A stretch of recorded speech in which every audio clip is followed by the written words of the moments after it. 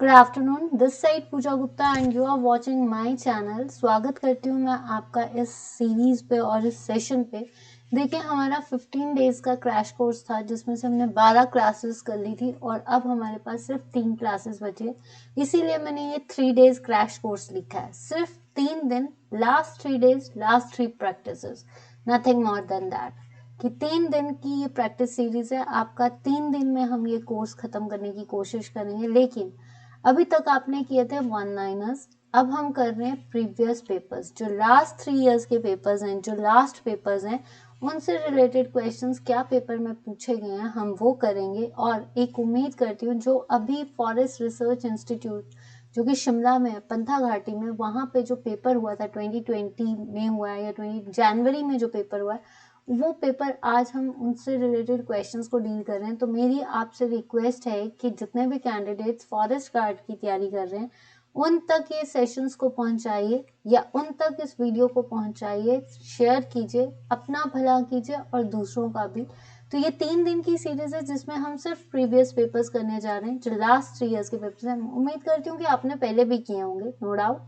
हो सकता है आपकी तैयारी भी हो। अब आपका सिर्फ ये सेशन है कि अभी तक हम वन लाइनर्स करते आ रहे थे, अब पेपर बेस्ड की जो आपकी तैयारी हो चुकी है वो सेशन टैट वालों के लिए भी है भाई। एचपी टैट, एचपी टीजीटी जो भी तैयारी कर रहा है, आर्ट्स की, साइंस की, मैथ्स की, जो भी तैयारी कर रहा है वो उन सीरीज को जरूर देखे।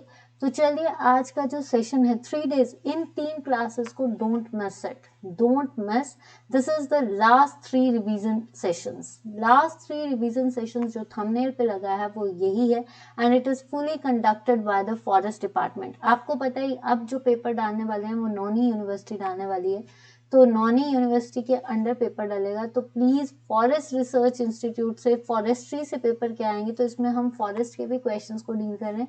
तो उम्मीद करती हूँ आपको सेशन अच्छा लगेगा। अगर सेशन अच्छा लगा तो आप शेयर करना, लाइक करना एंड वीडियो को जितना हो सकता है सारे ग्रुप में जरूर शेयर करो। चलिए शेयर कर शुरू करते हैं। फर्स्ट क्वेश्चन आपके आगे, these are the questions which are dealing with the forestry, यानी basic science related to forestry. देखिए, अगर कोई बच्चा फॉरेस्ट्री से रिलेटेड तैयारी कर रहा है तो एक प्लेलिस्ट बनी है इस चैनल पे, that is called environmental science. उन साइंस के क्वेश्चंस को देख लेना जाने से पहले, क्या पता उसमें से कोई क्वेश्चन आ जाए। तो इन्वायरमेंटल साइंस की एक प्लेलिस्ट है, इस सेशन को लास्ट मिनट्स पे जरूर रिवाइज करना जितने भी फॉरेस्ट गार्ड के स्टूडेंट्स हैं। तो चलिए अब हम उनसे रिलेटेड क्वेश्चंस करते हैं। विच of the following is not a renewable source, इसमें से कौन सा रिन्यूएबल सोर्स नहीं है। I am saying that please follow this playlist. Environmental science एक प्लेलिस्ट है, 2-3 सीरीज हैं उसमें, 10 लेक्चर्स पढ़े हैं आई थिंक। तो 10 लेक्चर्स को जरूर रिवाइज कर लेना। इन सीरीज को जो भी तैयारी कर रहा है, जो फर्स्ट टाइम इस चैनल को देख रहा है, उससे भी मेरी रिक्वेस्ट है कि इस चैनल में एक प्लेलिस्ट बनी है एनवायरमेंटल साइंस की, जिसमें सारे एनवायरमेंट से या फॉरेस्ट्री से रिलेटेड क्वेश्चन है, तो उनको देखिए। और सारे, और इस सीरीज को, जो कि ये फॉरेस्ट द्वारा कंडक्टेड एक पेपर है जिसमें क्या क्वेश्चंस पूछे जाते हैं, तो आप इनकी भी तैयारी कीजिए और इन इन सेशंस को जरूर देख कर जाना। मे बी कोई 1, 2, 3 क्वेश्चंस आ भी सके। तो चलिए शुरू करते हैं। विच of the following is not a renewable source, इसमें से कौन सा अक्षय स्रोत नहीं है। रिन्यूएबल होता है जो बार बार बनते रहते हैं, जो रिन्यू होते रहते हैं, जो कभी खत्म नहीं होते। तो इसमें से कौन सा रिन्यूएबल सोर्स है, तो सोर्स कौन सा नहीं है। फॉरेस्ट, वाइल्ड लाइफ, वाटर या फॉसिल फ्यूल्स। तो देखिए, forest, wild life, water, these are the renewable sources, but the fossil fuels are non renewable sources. ये अक्षय स्रोत नहीं है। क्यों? क्योंकि इसको मिलियन ईयर्स, मतलब अरबों ईयर्स लग जाते हैं बनने के लिए। इसको जो है बनने के लिए बहुत साल लग जाते हैं। और फॉसिल फ्यूल्स होते कौन से, जैसे कि आपका पेट्रोल, पेट्रोल को बनने में मिलियन ईयर्स लगते हैं। कोल, कोयला, इन सब को मिलने के लिए, तो ये सारे आपके फॉसिल फ्यूल्स हैं। और फॉसिल फ्यूल्स की को जांचने के लिए हम क्या लेते हैं, कार्बन 14 डेटिंग, कार्बन 14 डेटिंग। और एक और चीज, फॉसिल फ्यूल्स की स्टडी को हम बोलते हैं पैलिएंटोलॉजी। ये भी क्वेश्चन आ सकता है। Now next is environmental protection act was implemented in our country in the year of. देखिए ये सारे क्वेश्चंस मैंने एनवायरमेंटल एक सीरीज चलाई थी, 10 दिन की सीरीज थी, तो इस सीरीज के इस प्लेलिस्ट में, इस चैनल की प्लेलिस्ट में एनवायरमेंटल के क्वेश्चंस है। जो भी बच्चा यहाँ पे लेक्चर को देख रहा है ये प्लेलिस्ट जरूर चेक करें, क्योंकि इसमें सारे एनवायरमेंट और फॉरेस्ट्री से रिलेटेड क्वेश्चंस हैं। एनवायरमेंटल फॉरेस्ट एक्ट या protection act was implemented in our country in the year of.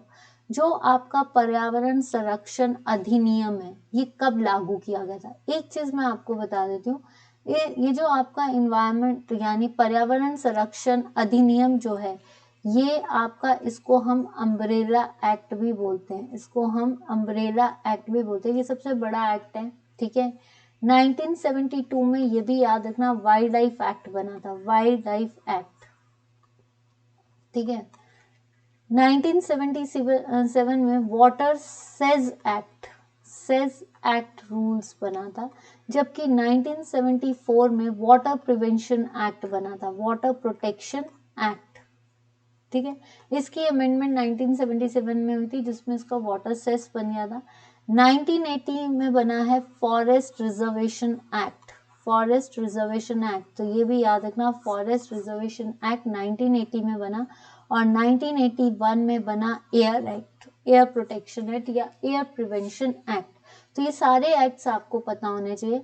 अब बचा आपके पास ऑप्शन 1986, तो 1986 को बना है एनवायरमेंटल प्रोटेक्शन एक्ट। ये किसके बेसिस पे बना था?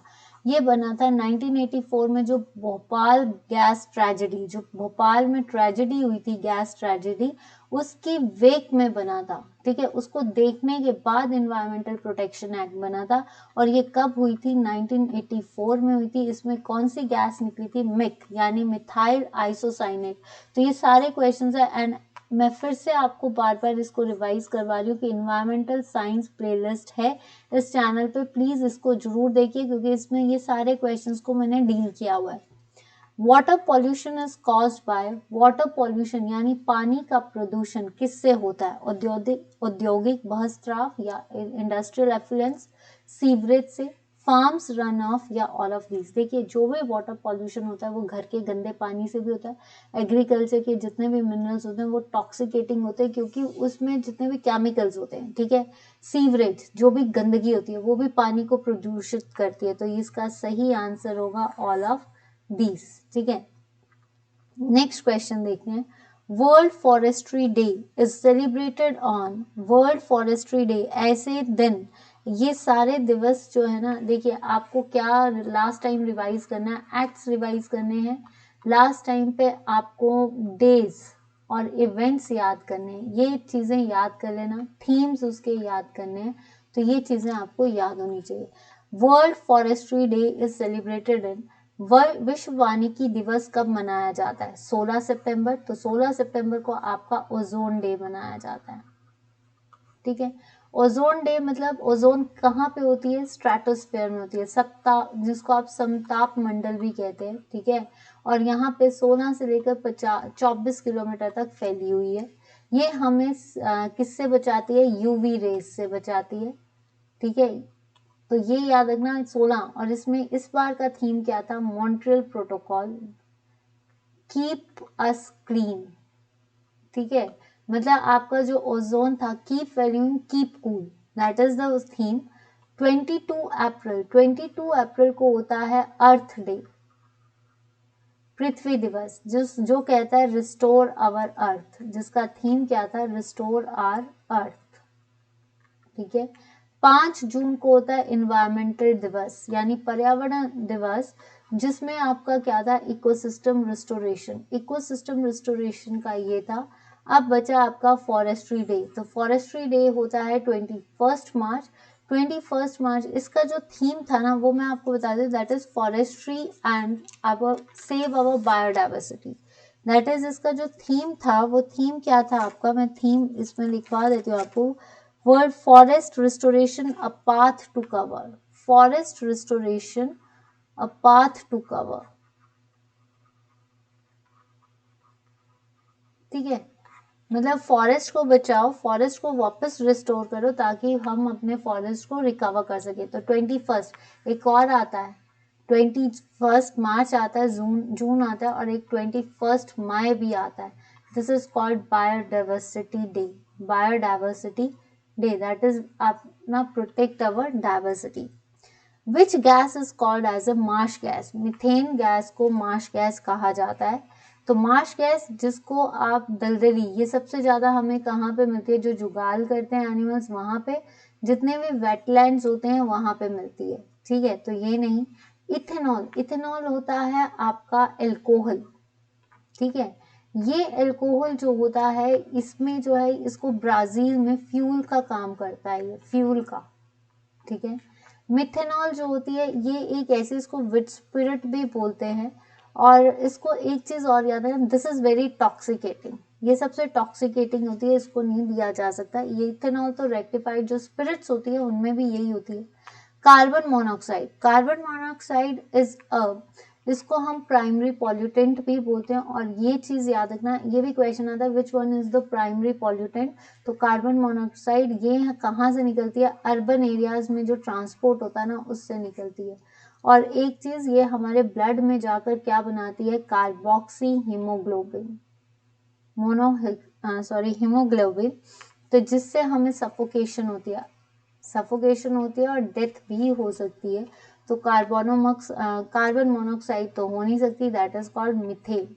इसको बायोगैस का भी कॉन्स्टिट्यूएंट है, ये बायोगैस का भी है आपका, ये आपका सीएनजी का भी कॉन्स्टिट्यूएंट है।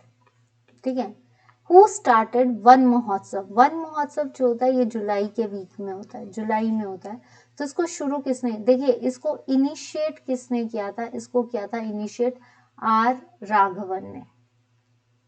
ठीक है, लेकिन इसको शुरू कब किया गया था? 1947 में शुरू किया गया था, दैट इज के एम मुंशी द्वारा, के एम मुंशी।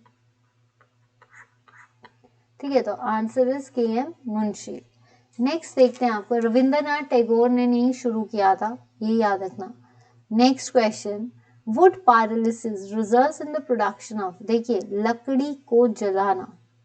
ठीक है, पायरोलिसिस, और ये दो वर्ड्स याद रखना, एक होता है पायरोलिसिस, ठीक है, और एक होता है इंसिनरेशन। इंसिनरेशन होता है किसी चीज को जलाना in the presence of air with high heat. ठीक है, ये जो है किसी चीज को जलाना इन the absence of heat, normally temperature जो होता है वो 800 डिग्री सेल्सियस होता है।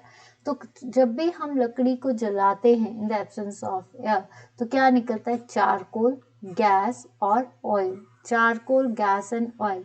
प्रोड्यूसर गैस नहीं निकलती, चारकोल नहीं निकलता, चारकोल नहीं निकलता। Producer gas is water and hydrogen. नियोजा, नियोजा और चिल्का, आपको पता है नियोजा सबसे ज्यादा किस डिस्ट्रिक्ट पे लगते हैं? किन्नौर में। तो किन्नौर में लगते हैं, और किन्नौर किस हिमालयस का पार्ट है? वेस्टर्न हिमालयस को। तो नियोजे इसको री भी बोलते हैं किन्नौर में, तो answer is western Himalayas. Eastern Himalayas पड़ता है आपका पूर्वांचल। ठीक है, सेंट्रल इंडिया जो है आपका मध्य प्रदेश। वेस्टर्न घाट्स को हम सह्याद्रीज भी बोलते हैं, आंसर इज सह्याद्रीज। एक second, answer is Sahyadris. Doddabetta. According to, इसकी हिंदी रहेगी, according to national forest policy 1988, forest policy जो थी 1988, the percentage of forest in Himalayan states should be, कि जो फॉरेस्ट पॉलिसी थी 1988 में जो बनी थी, उसमें फॉरेस्ट जो लैंड थी, ठीक है, जो फॉरेस्ट थे हिमालयन स्टेट्स में, वो कितना कवर करते हैं? देखिए फॉरेस्ट पॉलिसी के हिसाब से 1988, this is the important question, it can be come in the exams. 1988 में जब पॉलिसी बनी थी, तो आपका जो हिमालय थे, यानी जो माउंटेन एरिया था, वो कितना कवर किया गया था? वो था 66%, जबकि आपका प्लेन्स, हिल्स जो थी वो 66% और प्लेन्स जो थे वो 33%। तो आपका सही आंसर क्या आएगा? 66, 70% नहीं है, 50% नहीं है, 33% जो है फॉरेस्ट पॉलिसी में क्या कवर किया जाता है? प्लेन्स। तो this is the important question. ठीक है, नेक्स्ट क्वेश्चन आता है, अ क्लोव इज, क्लोव क्या होता है? लॉन्ग। ठीक है, लॉन्ग होता है। तो लॉन्ग क्या है? फ्लावर बर्ड, फ्रूट, सीड या वेजिटेटिव बर्ड। वेजिटेटिव बर्ड्स वो होते हैं जो वेजिटेटिव पार्ट से मिलती है, यानी आपका जैसे रूट से, स्टेम से या फिर आपके लीव्स से, ठीक है, पत्ते, जड़ और तना। तो आप पत्तों, रूट्स किसकी खाते हो? स्टेम जैसे आप पोटैटो की खाते हो, पत्ता गोभी, स्पिनच, ये सारे लीव्स हैं, ठीक है। तना किसका खाते हो आप? कैरेट, गाजर का, ठीक है। तो ये सारी चीजें जो है ये वेजिटेटिव बर्ड्स में आती है, तो ये वेजिटेटिव नहीं है। सीड्स किसके खाते हैं? जैसे राइस है आपका, चावल है, वीट है, ये सारे सीड्स हैं, सीरियल क्रॉप्स जो हैं। फ्रूट, फ्रूट में जैसे मैंगो, एप्पल, ये सारी चीजें जो है फ्रूट्स की हैं। तो ये क्लोव जो है ये एक फ्लावर बड है। ये क्या है? एक फ्लावर बड। इसका जो बोटानिकल नेम होता है दैट इज कुरकुमा लॉन्गा, ठीक है। Who presided over the Karachi session of Indian National Congress in 1931? 1931 में, ये स्पेलिंग्स गलत है, 19 इसकी भी हिंदी रहेगी, 19 सॉरी ये लिया है इसका, इसका आंसर ये है भाई, ठीक है। 1931 में भारतीय राष्ट्रीय कांग्रेस के कराची अधिवेशन की अध्यक्षता किसने की थी? देखिए, सरोजनी नायडू ने 1925 में कानपुर में की थी, ठीक है। महात्मा गांधी ने सिर्फ एक ही सेशन अटेंड किया, दैट इज कॉल्ड बेलगांव वाला, 1924, ये कैंसर। सुभाष चंद्र बोस ने 1938 में हरिपुर, त्रिपुरी और हरिपुर, ठीक है, हरिपुर और त्रिपुरी में जो है ये पार्टिसिपेट किए 1938-39 में, ठीक है। 1938 में हरिपुर और त्रिपुरी, ये 1980 38-39, ठीक है। सरदार वल्लभ भाई Patel is the right choice, मतलब आपका लास्ट ऑप्शन क्या बचे? और कल 31 को आपका क्या था? बर्थडे था, किसका? मिस्टर वल्लभ भाई पटेल, यानी सरदार वल्लभ भाई पटेल। और सरदार वल्लभ भाई पटेल को आयरन मैन ऑफ इंडिया भी बोला जाता है, सबसे बड़ा स्टैचू उन पे है। सरदार की उपाधि महात्मा गांधी ने दी थी, बारडोली सत्याग्रह इनसे रिलेटेड है, लोह पुरुष कहते हैं इनको।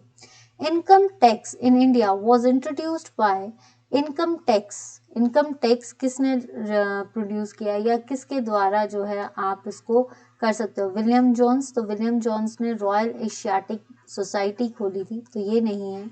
निकोलस कैल्डर भी नहीं है। महावीर, महावीर त्यागी जो थे ये देहरादून से थे, ठीक है। तो आंसर इज आपका जेम्स विल्सन। ये कब खुला था आपका? 1860 में फर्स्ट टाइम जो था ये तब खुला था। और जब इसका पहला इनकम टैक्स एक्ट कब बना था? शुरू ये तब से ही हो गया था, बट इनकम टैक्स का प्रॉपर एक्ट बना 1961 में। और रेवेन्यू, फर्स्ट रेवेन्यू ऑडिट, पहला ऑडिट कब हुआ था? 1962 में, ये याद रखिए। नेक्स्ट क्वेश्चन देखते हैं आपका, devaluation of currency leads to, मुद्रा का अवमूल्यन होता है कैसे? सडन इंक्रीज, जो अगर मुद्रा का अवमूल्यन तब होगा जब आपका डोमेस्टिक प्राइसेस, घर की जो घरेलू कीमतें एकदम से जब बढ़ जाएंगी तो डिवैल्यूएशन हो जाता है। तो आंसर इज घरेलू कीमतों में बढ़ोतरी।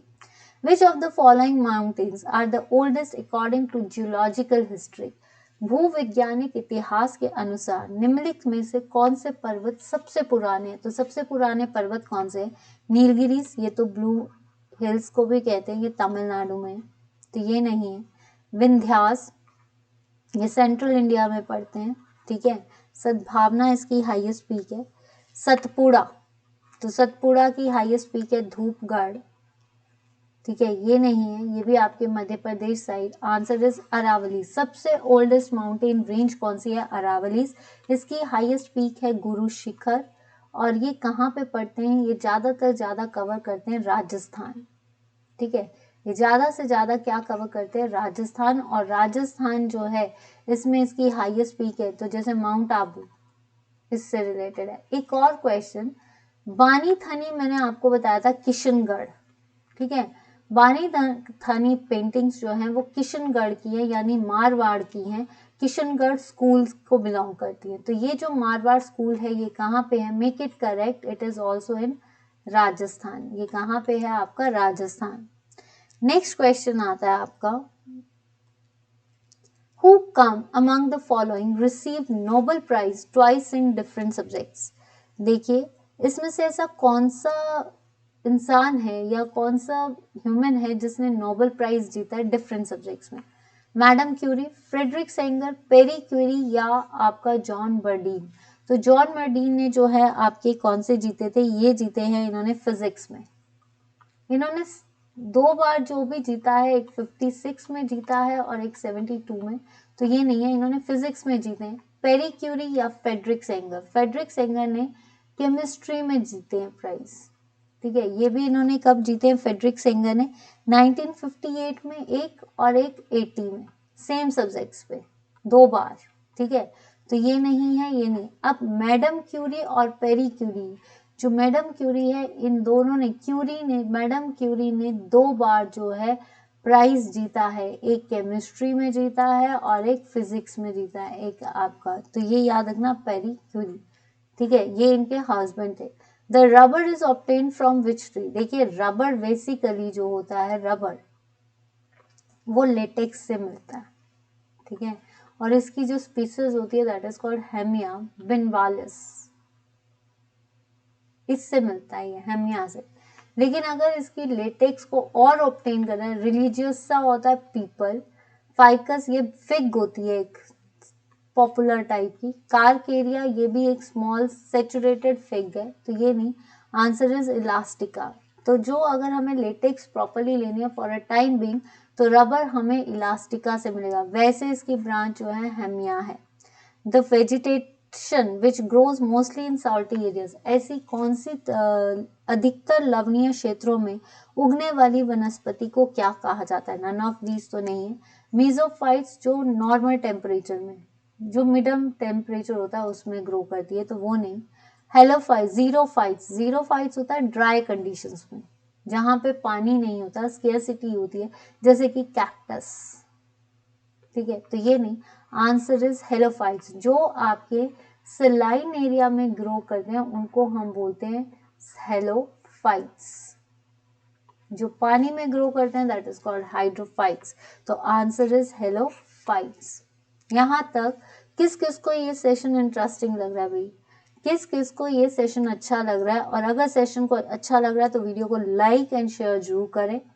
Which of the following tree belongs to gymnosperms? Gymnosperms क्या होते हैं? ठीक है, जिम्नोस्पर्म्स वो प्लांट्स है जिनको हम नॉन फ्लावरिंग प्लांट्स कहते हैं, जिनमें पौधे नहीं लगते, जिसमें फूल नहीं लगते हैं। ठीक है, ये जो है ये कौन सा है? पॉपुलर, ये फ्लावरिंग प्लांट है। इसको बरगद, ये भी हमारा फ्लावरिंग प्लांट है। सिंबल, ये भी फ्लावरिंग प्लांट है। बट सिल्वर फर जो है ये हमारा नॉन फ्लावरिंग प्लांट है, और इसको ये किस ब्रांच को करता है? ये पाइनस, जो चीड़ के पेड़ होते हैं उसको ऑर्डर को फॉलो करता है। तो silver fir is a non flowering. और जिम्नोस्पर्म हमेशा एक्सट्रीम कोल्ड क्लाइमेट में लगते हैं, जो हमारा हिमाचल है या जो ठंडे इलाके हैं वहां पे लगते हैं, जैसे आपके हिमाचल में देवदार है। ये सारे आपके क्या है? आपके जिम्नोस्पर्म की खास बात क्या होती है? इनके पत्ते जो होते हैं इस तरह से होते हैं, नीडल्स लाइक। ठीक है, इस तरह से आपने देखे होंगे, निडल लाइक। इनके जो लीव्स होते हैं they are called needle like leaves, सबसे इंपॉर्टेंट। और एक और, दे आर ओव्यूल्स, जो इनके सीड्स होते हैं that is ovules, they are uncovered. ठीक है, तो यहां तक हो गया। Now lac is obtained from tree, नहीं।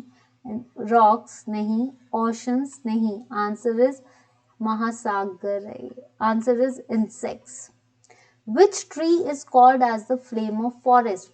जंगल की ज्वाला किसे कहा जाता है? पॉपुलर को नहीं, बुर्रांश को नहीं, इसको आप रोडोडेंड्रन कहते हैं। सिंबल नहीं, आंसर इज पलाश। जो पलाश होती है, पलाश के जो पेड़ होते हैं उनको हम बोलते हैं, क्योंकि इसके जो पत्ते होते हैं ना, जो फूल होते हैं, वो इस तरह से ऑरेंजिश कलर के होते हैं, ऐसा लगता है जैसे आग जल रही है। तो flame of the forest is called as a palash. Please एक रिक्वेस्ट जरूर करूंगी, इस पेपर को भूलना मत, इस पेपर को जरूर देखकर जाना। मैं ये नहीं कहती कि इसमें से क्वेश्चंस आएंगे, बट हो सकता है 1-2 क्वेश्चंस आए, क्योंकि फॉरेस्ट्री डिपार्टमेंट्स ने ये कंडक्ट किया है, तो हो सकता है कि ये रीसेंट पेपर है तो ये क्वेश्चंस आने की संभावना हो सकती है। तो प्लीज़ जितना हो सकता है, एक रिक्वेस्ट कर रही हूँ कि जितना हो सकता है शेयर कीजिए। यहाँ पे जो लोग देख रहे हैं वो जितना हो सकता है शेयर करें और लोगों को रिकमेंड करें कि इस चैनल मतलब इस वीडियो को देखिए, इस चैनल को ज्वाइन कीजिए, क्योंकि अभी 3 दिन जो है ये बहुत क्रूशियल है। तो 3 दिन में जितना मेरे से बन पड़ता है मैं करूँगी। और दूसरी एक चीज़, आज ये सेशन को लाइक जरूर करना और देखते हैं कितने लोग आप शेयर करते हो। चलिए नेक्स्ट आता है question, which of the following represent maximum number of species among biodiversity. देखिए आपको ज़्यादातर एक चीज़ याद कर लेना, जो चीज़ें याद करने वाली है, हमारे मिनरल्स खनिज कितने होते हैं, माइक्रो कितने होते हैं, मैक्रो कितने, बड़ लार्ज क्वांटिटी में कितने होते हैं, आपकी कौन सी गैसेस जो है। तभी मैं आपको बार बार बोल रही हूँ, इन्वायरमेंट सेक्शन है इस चैनल पे, इन्वायरमेंटल साइंस करके एक सीरीज प्लेलिस्ट बनी है, प्लीज़ इस सीरीज को देख लीजिए। इसमें सारे इन्वायरमेंट से बहुत इंपॉर्टेंट क्वेश्चंस डील हुए हैं। विच of the following represents maximum number of species, तो इसमें से कौन से वैश्विक जैव विविधता के बीच प्रजातियों की अधिकतम संख्या को प्रतिनिधित्व करता है। फर्न्स, लाइकेंस, एल्गी या फंजाई। फर्न्स होती है ये टेरिडोफाइट्स, ठीक है। आपने फर्न्स अगर खाई होगी, जो कहते हैं जैसे कसरोड़ टाइप की होती है, उसको बोलते हैं। लाइकेंस एल्गी और फंजाई का म्यूचुअलिज्म है, ठीक है, तो ये नहीं है। एल्गी इसको थैलोफाइट्स कहते हैं। आंसर इज फंजाई, सबसे ज्यादा जो है वो फंजाई है। Which of the following place helps in nutrient conservation. देखिए न्यूट्रिएंट्स की कंजर्वेशन किसके बेसिस पे होती है, सबसे पहले मिनरलाइजेशन, फिर इमोबिलाइजेशन, फिर अमोनिफिकेशन, फिर निट्रिफिकेशन, ऐसे होती है। इमोबिलाइज करना मतलब वापस उन न्यूट्रिएंट्स को रिकवर करना। मिनरलाइजेशन में तो सिर्फ मिनरल्स की कलेक्शंस है। लीचिंग मतलब वॉश आउट होना, ठीक है, रिमूव होना। निट्रिफिकेशन होता है अमोनिया से, अमोनिया जो होता है ना, अमोनिया, उससे पहले नाइट्राइट्स बनाना और फिर नाइट्राइट से नाइट्रेट्स बनाना, इसको बोलते हैं निट्रिफिकेशन। और नाइट्रेट से वापस नाइट्राइट अमोनिया बनाना, इट्स कॉल्ड डीनिट्रिफिकेशन। तो इसमें कौन से बैक्टीरियाज होते हैं, निट्रिफिकेशन के नाइट्रोसोमोनाज, नाइट्रोबैक्टर नाइट्रेट्स करता है, Pseudomonas denitrification. Again, I am saying, please don't forget to watch this series.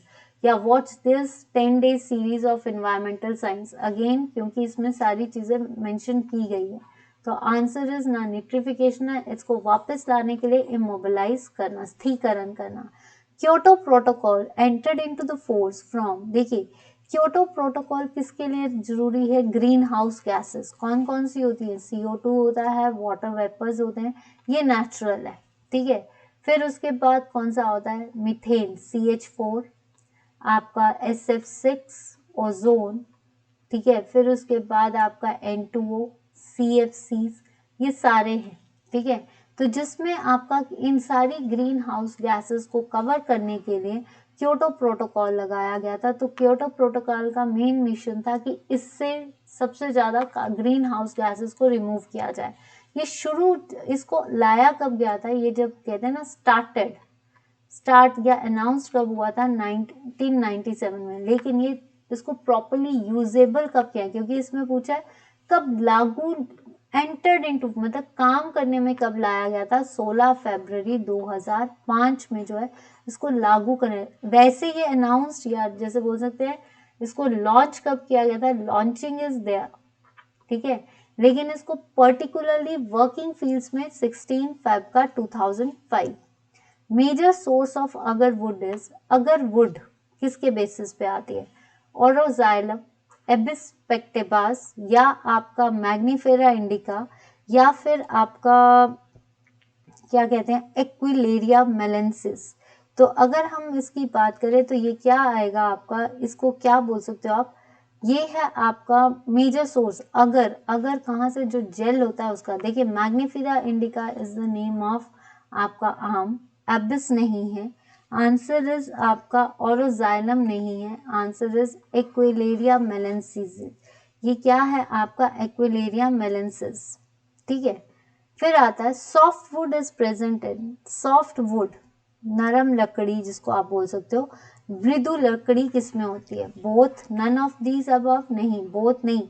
Angiosperm जो कि फ्लावरिंग प्लांट्स है, इनकी वुड क्या होती है? हार्ड वुड, सख्त होती है।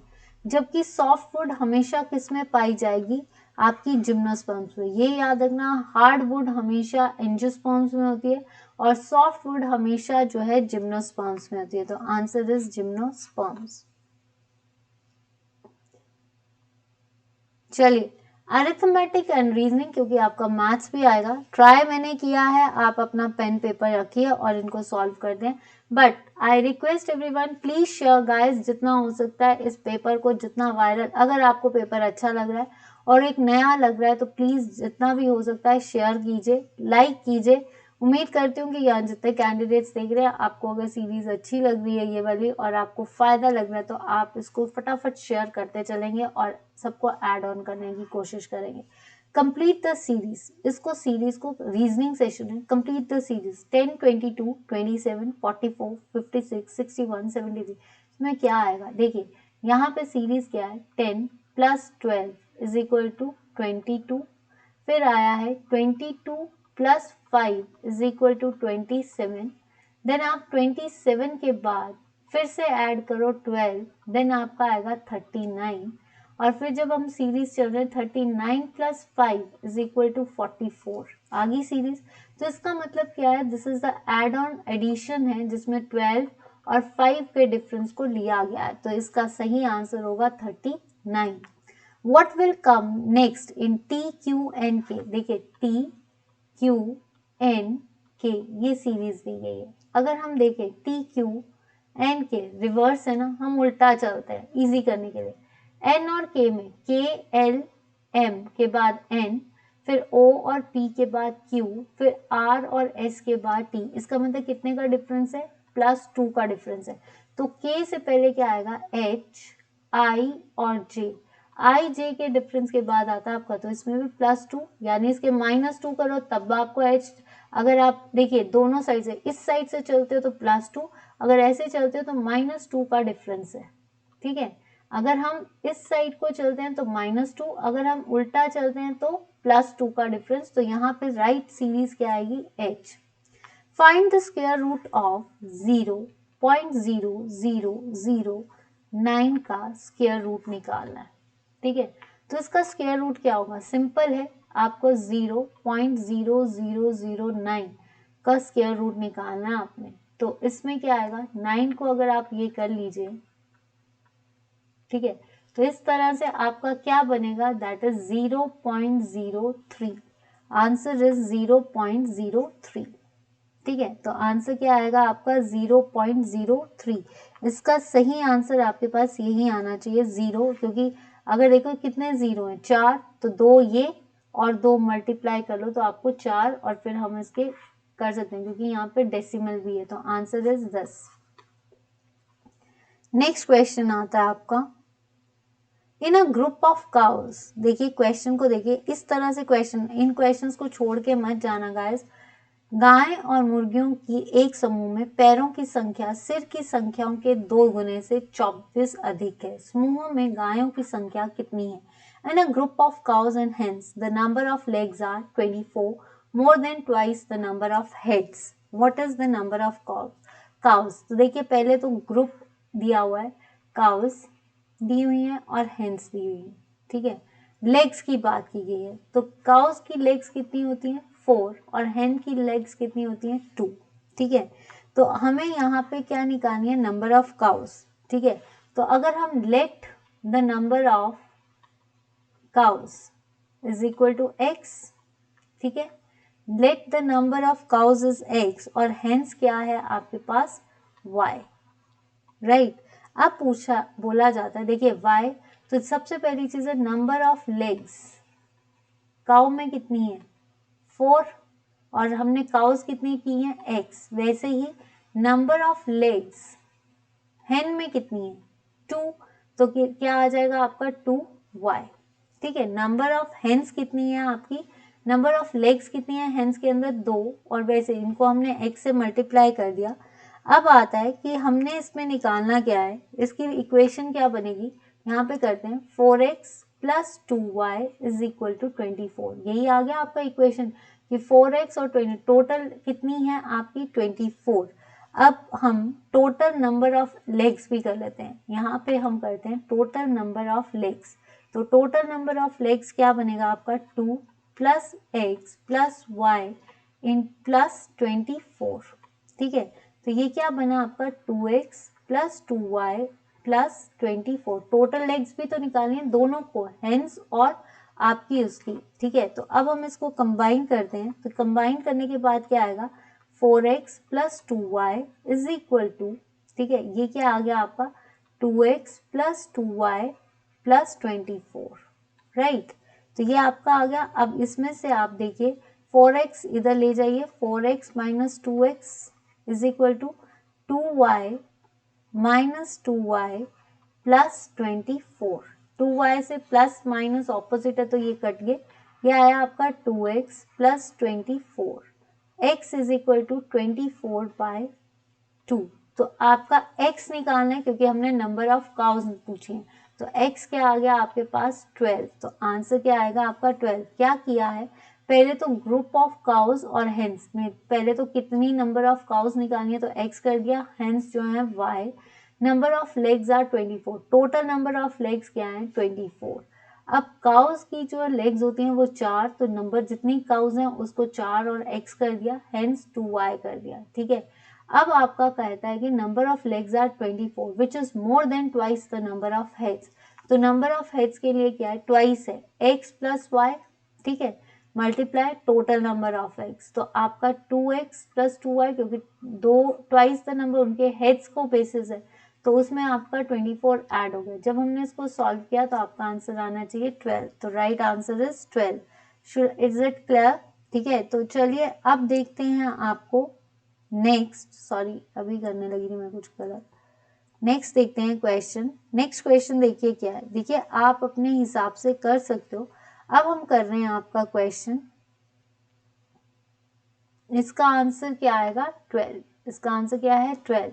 Average of first 5 multiple of 3 is 3 के फर्स्ट 5 मल्टीपल्स 3, 6, 9, 12 और 15। ये हैं इसके फर्स्ट 5 मल्टीपल्स। अब एवरेज पूछिए तो क्या होगी, इन सब का एवरेज क्या होती है नंबर, टोटल नंबर। ठीक है, sum of all these values, sum of all values divided by पूरी वैल्यूज का सम और जितनी वैल्यूज हैं टोटल नंबर्स, जितने नंबर्स हैं। ठीक है, तो कितना आ गया आप इसको प्लस करो 6 प्लस 9 प्लस 12 प्लस 15। तो 9 18, 18 और 12 आपका कितना होता है 30। ठीक है, 30 और 15 दैट इज 45। कितनी है टर्म्स 1 2 3 4 5, कितनी आ गई 5। 5 डिवाइडेड बाय 9, 5 9 45। तो आंसर कितना आना चाहिए 9।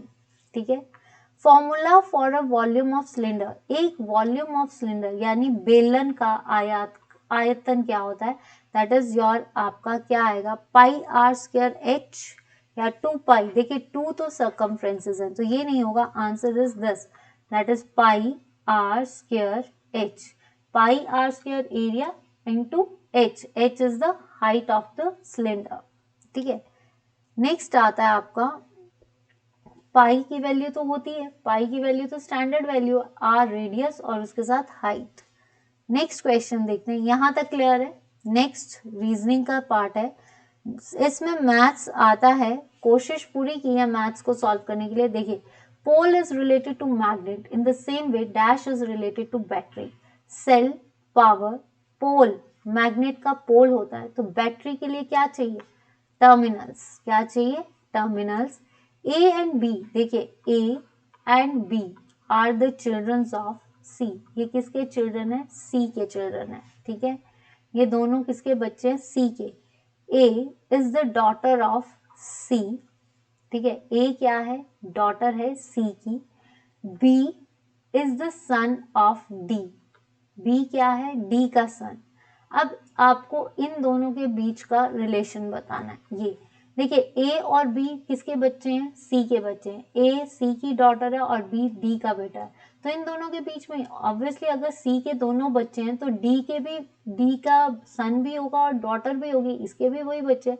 तो सी और डी के बीच में रिलेशन क्या है, दैट इज हस्बैंड और वाइफ का। अगर ये हस्बैंड है तो ये वाइफ है तो ये हस्बैंड। तो ये क्या आएगा आंसर, हस्बैंड वाइफ का, पति और पत्नी। Maya is 11 from either end of the row, how many girls are. देखिए ये आपकी माया है, ये 11th नंबर पे है, दूसरी रो से ये कितनी गर्ल्स होंगी। देखिए तो अगर यहाँ से ये 11th है तो आगे कितनी गर्ल्स हैं, तो आपको ये है कि 9, 11 और 11 नंबर पे ये है, तो आगे कितनी गर्ल्स होंगी आपकी, आगे भी अगर टोटल 11 है तो आगे भी कितनी होंगी 11। अगर एक रो में 11 है तो दूसरी रो में भी कितनी होंगी 11, तो आंसर इज इसका 22।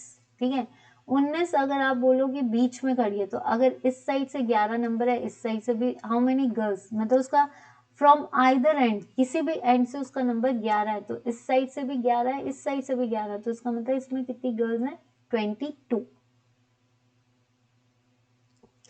If A is equal to 1, ACE is equal to 9, ART is, अगर आपका A जो है आपका 1 है, A अगर आप 1 मान के चलिए तो ACE जो है आपका 9 है। ठीक है, तो क्या होगा, A जो है 1, C कितना होता है, इनके सारों का ये सम है, C कितने पे आता है, ABC 3, और आपका ये कितने पे आता है 5, 5 3 8 इज इक्वल टू 9। इसका मतलब ART किस पे आएगा, A तो 1 है, R कितना होता है 18, T कितना होता है 20, 38 प्लस 1 इज इक्वल टू 39। तो क्या आना चाहिए इसका 39, that is the sum of जो अल्फाबेट्स हैं उन अल्फाबेट्स का टोटल करके जो वैल्यू आती है। If boy is coded as boy, देखिए ये कोड किया हुआ है ACNPXZ, बॉय, A और C के बीच में B, N और P के बीच में O, X और Y के नीचे बीच में X और Z के बीच में Y। इसका मतलब जो बॉय है वो दो वर्ड्स के बीच में आता है। तो सेम थिंग लाइफ, LIFE, इसको भी इसी सीक्वेंस में करना पड़ेगा। तो K और L किसके बीच में आता है, K और M के बीच में। ठीक है, I किसके बीच में आता है, HIJ। ठीक है, तो अगर हम देखें इसमें किस में आता है, IGHI।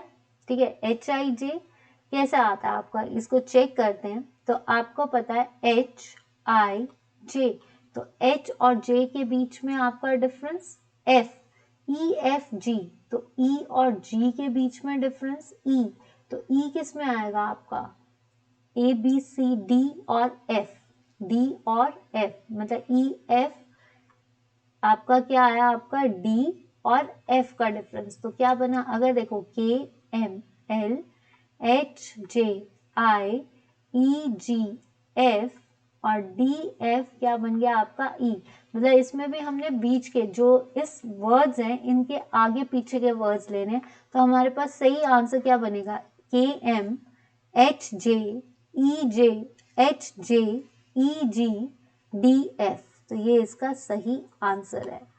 What is the product of all the numbers in the dial of a telephone? जो आपका मतलब इसमें क्या पूछा गया है कि एक टेलीफोन के डायल में सभी नंबरों का गुणनफल क्या होगा। आपको पता है 0 से लेकर 9 नंबर्स होते हैं। ठीक है, तो अगर हम इन सारे नंबर्स को मल्टीपल करेंगे तो क्या नंबर रहेगा, ऑब्वियसली 0 लेगा, क्योंकि जब भी हम सारे नंबर्स को 0 से मल्टीप्लाई करेंगे तो प्रोडक्ट शुड बी 0, ना ये वैल्यू आएगी ना ये, नन ऑफ द अबव, क्योंकि वैल्यू क्या आनी चाहिए 0। आप देखिए आपके पास क्या वैल्यू होती है, 1 होता है, 2 होता है, 3 4 5 6 7 8 9, ये नंबर्स होते हैं। तो ये नंबर्स का तो अगर आप कोई भी मल्टीपल कर लो, मान लो 3 4 5 6 8 आंसर है, जब आप इसको 0 से मल्टीपल करोगे तो ये सारी वैल्यू, इतनी बड़ी वैल्यू क्या हो जाएगी, इट अल्टीमेटली 0। तो आंसर क्या आना चाहिए 0, none of the above. Next question, In a zoo, by counting heads, there are 80 deers. Same question है ये। एक चिड़ियाघर में सिर गिन के 80 हिरन है और मोर होते हैं। ठीक है, इनके पैरों की संख्या 200 है, तो कितने मोर, यहाँ पे हमें क्या निकालने हैं, मोर निकालना है। तो सेम थिंग हम यहाँ पे वैसे ही करेंगे आपका तो मैंने एक बार करके देखा है, लेट इट बी कि उसको करने की कोशिश करते हैं। देखिए मैथ्स में तो मुझे इतना कहना पड़ेगा कि मैथ्स में मैंने ट्राई किया है, अपनी तरफ से पूरी कोशिश की है। कोई भी इक्की दुक्की जिसको बोल सकते हैं माइन्यूट से भी कोई दिक्कत आती है, आप प्लीज मेरे को कमेंट सेक्शन में, दैट इज इक्का दुक्का दिक्कत, ठीक है।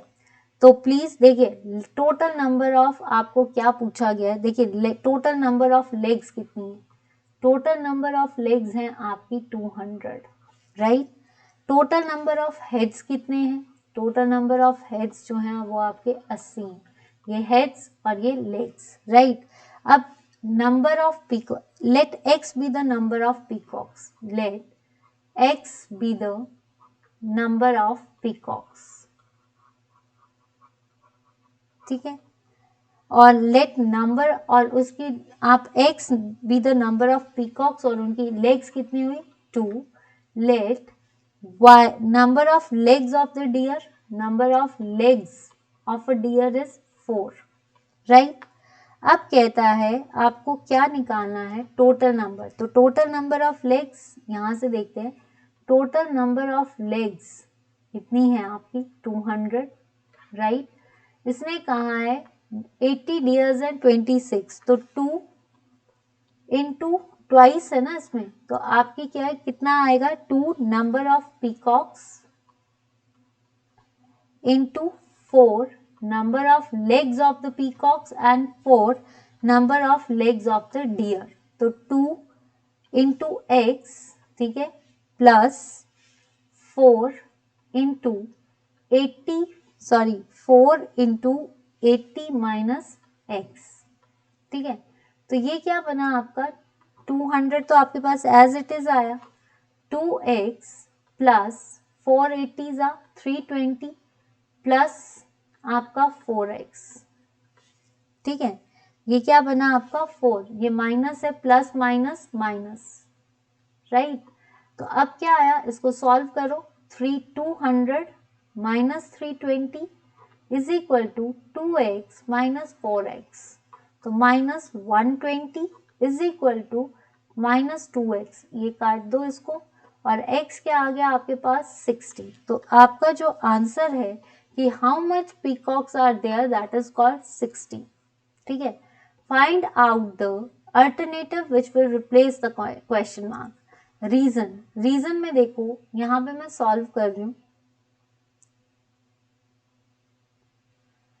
रीजन क्या है आपका, रीजन, रीजन है आपका R F B T P O, ये दिया है। तो आपका थिंक क्या होगा,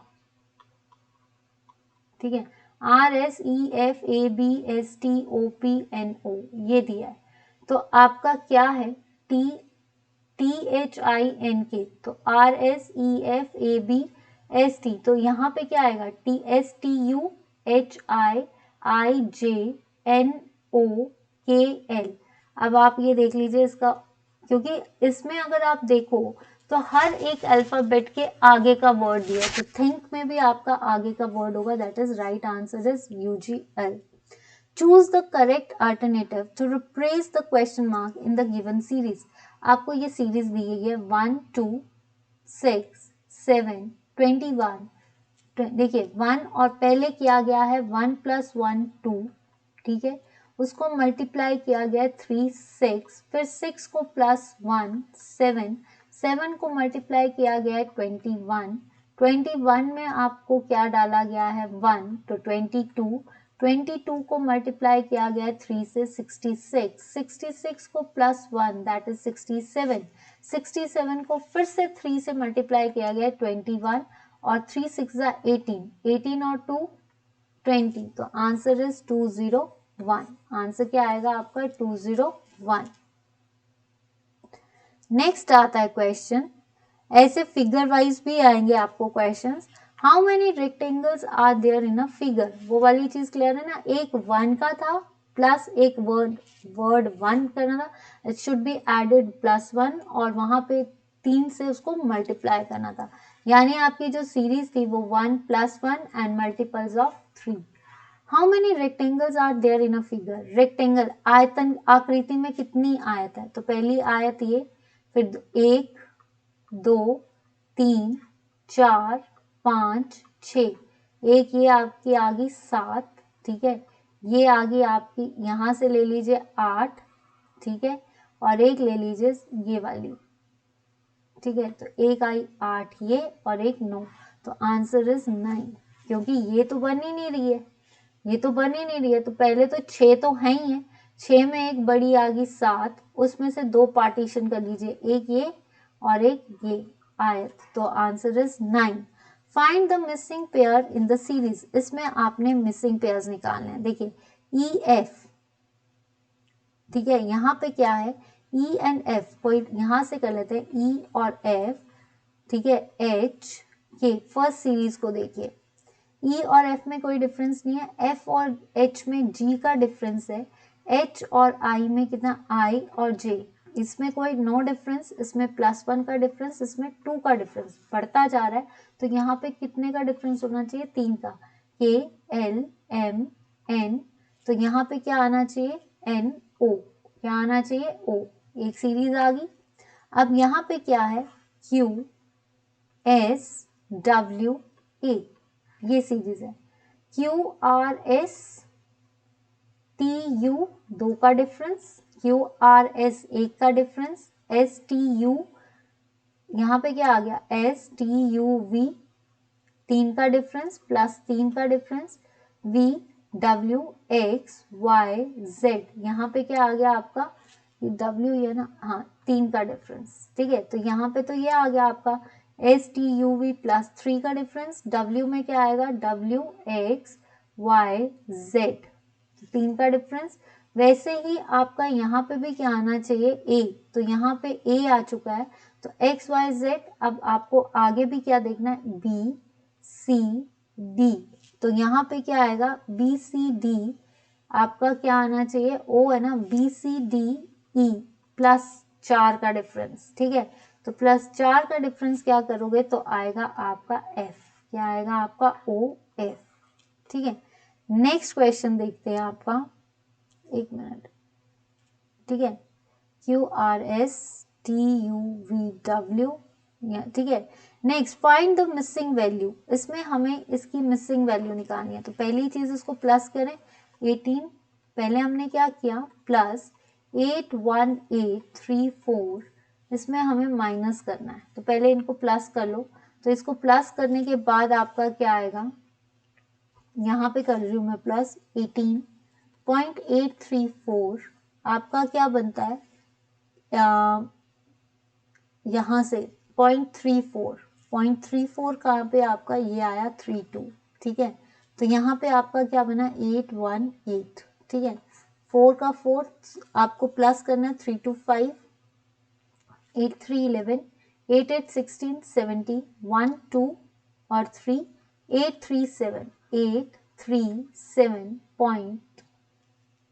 पॉइंट ये ना, ये 1 5 4, ठीक है, ये आपके पास आंसर आया, ये आपके पास आ गया 8 3, इस जगह पे क्या आएगा 8 3 7 1 5 4, अब इसको किससे माइनस करना है, 837.154 को किससे माइनस करना है आपने, 618.43, 4 का 4 2, 11 में से 4 गए कितने रहते हैं 7, 16 में से 8 गए 8, ठीक है, अगर देखा जाए यहाँ पे 16 नहीं है, यहाँ पे 16 क्योंकि हमने यहाँ से बोरो किया है, तो 16 में से 8 गए 8, यहाँ पे क्या बचा आपका 2, 2 से गया 1, ठीक है, 16 में से 8 गए 8, यहाँ पे क्या बचा 1 बचा, 2 बचे, क्योंकि हमने यहाँ से लिया 2 में से 1 गए 1, तो यहाँ पे होगा 218। अब यहाँ पे देखिए 218, 5 में से 3 गया 2 है, तो यहाँ पे ज्यादातर अप्रोक्सीमेटली क्या आना चाहिए 218, इसका सही आंसर क्या है 5, हमारा 4 आ रहा है, तो आप इसमें ये करके देखते हैं 4, तो आपका 744, right option is that. Now next, these are the toughest questions, ठीक है। A water tank is 30 meter long, 20 meter wide, 12 meter deep. It is made up of iron sheet which is 3 meter wide. पहली चीज एक water tank है जिसकी length, breath and height दी गई है, depth दी गई है, तो पहले तो हमें उसका एरिया निकालना पड़ेगा, तो इसको कैसे करते हैं, डायमेंशंस आपको दी गई हैं, यहाँ पे हमें dimensions 30 metre length, 20 metre width और 12 मीटर हाइट दी गई है, ठीक है। तो अगर हमें सरफेस एरिया निकालना है, पहले तो surface area of a tank क्या होता है, 2 length into breadth plus breadth into height plus height into length, ये आया। तो अब देखिए 230 वैल्यूज पुट कीजिए, 30 इंटू 20, ठीक है। फिर उसके बाद प्लस 20 इंटू 12 प्लस 12 इंटू 30, ये वैल्यूज आई। अब आपने इसको मल्टीप्लाई किया, 30 2 3 से 600 प्लस 240 प्लस आपका 12 3 से 360, इसको प्लस कर लीजिए 2, तो आप इसको प्लस करें 0 4 6 10, आपका 6 2 12 6 2 8 8 3 11 और ये आ गया आपका 12। जब हम इसको मल्टीप्लाई करेंगे तो ये आ गया आपका 2400, आपका surface area of a tank आ गया, ठीक है, यहाँ तक आ गया। अब कहता है इट इज मेड, ये पार्ट आपने सॉल्व कर लिया, यहाँ तक तो सरफेस एरिया आ गया 2400। It is made up of iron sheet, ये लोहे की चादर से बना है जो कि 3 मीटर चौड़ी है। टैंक ऊपर से खुला है, यदि लोहे की चादर की कीमत 10, पहले तो ये लोहे की चादर से बना है जो 3 मीटर चौड़ी है। तो सबसे पहली चीज हमें लेंथ निकालनी है, यहाँ तक क्लियर है, इसको रब कर दूं मैं, ठीक है। आपको सिर्फ इतना पता होना चाहिए कि ये क्या है। तो यहाँ पे हमारे पास लेंथ, आपके पास क्या आ गया, सरफेस एरिया आ गया, सरफेस एरिया आ गया 2400, ठीक है। अब आपको एरिया ऑफ ए शीट आ चुका है, दैट इज 2400, और आपको लेंथ निकालनी है। तो length into width is equal to 2400, width कितनी दी गई है आपको, into 3 is equal to 2400, length कितनी आ जाएगी 2400 डिवाइडेड बाय 3, तो ये आ गई आपकी 800 मीटर लेंथ, लेंथ आ गई, क्योंकि आपको आयरन शीट की चौड़ाई पता है, लेंथ नहीं पता, जो कि टॉप पे ली है। तो अगर ओपन एट द टॉप, तो टॉप से नीचे तक इसकी लेंथ निकालें। अगर अब पूछा जाता है if the cost of iron sheet is 10 per metre, what is the total cost, यहाँ पे टोटल कॉस्ट क्या पड़ेगी, आपके पास ये आ गया लेंथ। अब आपके पास क्या है कि आपने लेंथ, जो भी आपकी लेंथ आई है, क्योंकि आप आयरन शीट को क्या कर रहे हो 10 मीटर्स पर मीटर्स उसकी वो है, तो पर मीटर्स लंबाई आएगी, तो जितनी लेंथ आई, कॉस्ट कैसे निकालोगे, length into cost of the sheet. Cost of the sheet क्या है, लेंथ क्या है 800 इनटू कॉस्ट ऑफ शीट क्या है 10, तो आपका क्या बना 8000, कितना बना ₹8000, ठीक है।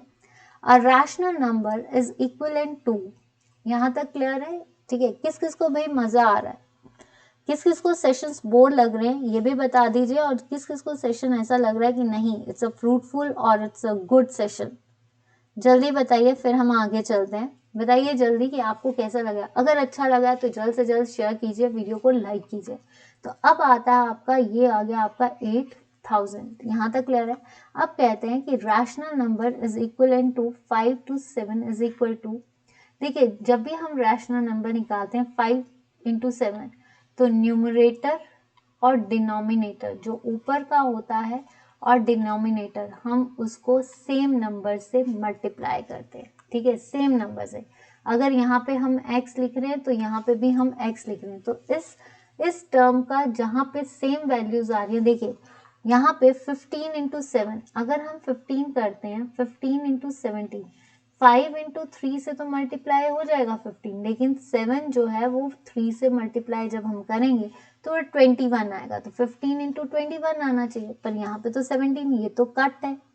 अब आता है 25/27, तो इसका अगर हम करें, हमें ये लाना है, तो 5 इंटू, इन वैल्यूज से हम क्रॉस चेक करेंगे, 5 into 5 तो आ गया 25, लेकिन अगर हम सेम वैल्यू, क्योंकि मैंने आपको कहा है कि जो रैशनल नंबर्स की अगर जब भी हम इक्विवेलेंट्स निकालें, ऊपर की रकम और नीचे की जो वैल्यू होती है उन दोनों का न्यूमरेटर और डिनोमिनेटर दोनों सेम होने चाहिए, तो ये दोनों सेम नहीं है। अब आता है 10 और 14, तो 5 into 2 is equal to 10, 7 into 2 is equal to 14, इसका मतलब जब हम 2 से मल्टीप्लाई कर रहे हैं तो दोनों जो हैं वो सेम आ रहे हैं, इसका मतलब हमारे पास वैल्यू कौन सी है, 10 और 14 जो है दैट शुड बी द इसका रैशनल नंबर का 5 और 7 का जो बराबर है वो क्या है, 10, क्योंकि दोनों को जब हम एक नंबर से मल्टीप्लाई कर रहे हैं तो दोनों एक नंबर से ही मल्टीप्लाई हो रहे हैं। What is the smallest ratio of 27:21?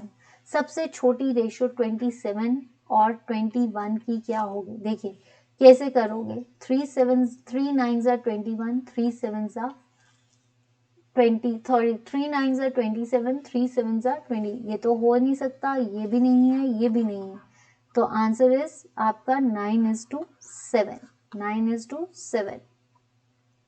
Next question, आपके मैथ्स देख लीजिए कितना है, ठीक है, मैथ्स को छोड़ना मत, जिनका मैथ्स अच्छा है, बट अगर जिसका मैथ्स कमज़ोर है उनसे रिक्वेस्ट करती हूँ कि वो बाकी चीज़ों में देखिए, ये फॉरेस्ट रिसर्च इंस्टीट्यूट ने कंडक्ट किया है पंथा घाटी के, तो वहाँ से ये पेपर मतलब उन्होंने जनवरी में कंडक्ट किया था, इसमें से क्वेश्चंस हो सकता है आए, पर इसके साथ साथ आपको और भी सेशंस है, हिमाचल जी के इसमें नहीं दी गई है इतनी, बट आपको जो है बाकी सीरीज जो भी की हैं उन पे भी फोकस रखना है। जैसे जैसे हम पेपर्स करेंगे, आपके साथ 3 पेपर्स हैं, पहला पेपर मैंने ये शेयर किया है, 2 पेपर्स मैं आपके साथ और शेयर करूंगी, अगर किसी के पास कोई और पेपर है फॉरेस्ट से रिलेटेड तो वो भी शेयर करना। विच of the following is not the mayor of central tendency, central tendency का सबसे बड़ा मेजर कौन सा नहीं है, आपको पता है सेंट्रल टेंडेंसी में 3 ही सेक्शंस ज्यादा होते हैं, मीन जब हम एवरेज निकालते हैं, मीडियम जो कि बीच की रकम होती है, और मॉड जो मीन और मॉड मीडियम का माइनस होता है, तो आंसर रेंज जो है ये सेंट्रल टेंडेंसी में नहीं आती, ये वेरिएबल्स में आती है, ठीक है। The probability of getting less than 3 in a single row of dice is, dice का देखो, डाइस की एक क्वेश्चन हमने किया था कि टोटल आउटकम्स कितनी होती है, तो एक डाइस है, डाइस में कितनी वैल्यूज होती है, 1 2 3 4 5 एंड 6, अगर ये 5 6 वैल्यूज हैं तो टोटल आउटकम भी कितनी हुई आपकी 6, तो टोटल नंबर ऑफ सैंपल्स भी कितने हुए 6, ठीक है।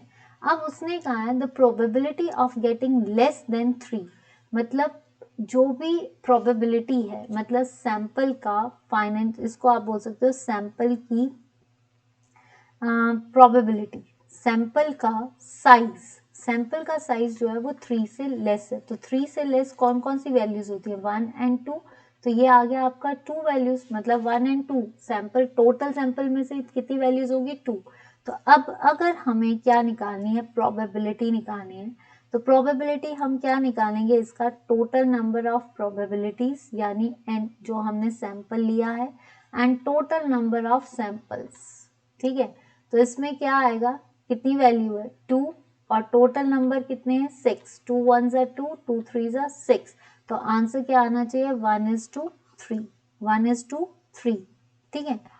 अब बैग कंटेन्स, इसको देखते हैं, अब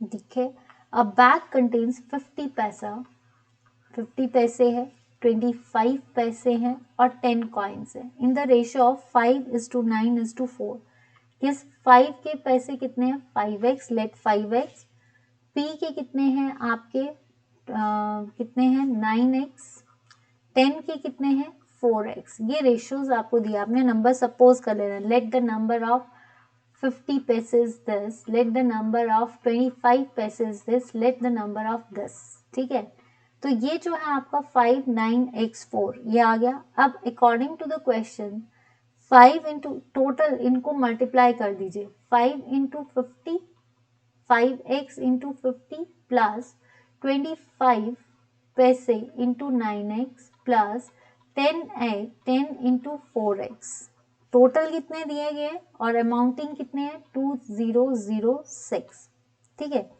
तो ये आ गया। अब इसको पैसे करने हैं तो 100, राइट, तो यहाँ पे आप देखिए 5x कितना हो गया, 5 5s are 25x, 9 5s are 45, 9 2s are 18 और 4 225x plus 40x is equal to 20600, right, तो अगर हम इसको प्लस करें तो इन सबको प्लस करने के बाद आपके पास क्या आता है 5115 x इज इक्वल टू 20600, ठीक है। x को निकालो, इसको डिवाइड कर लीजिए, तो वैल्यू आती है आपकी 515, दैट इज 40, ठीक है। तो अब आपने क्या करना है, जो रेशियोज है x वैल्यू आ गई, अब x को आपने 5x में मल्टीप्लाई कर दीजिए 40, तो क्या बन गया आपका 200।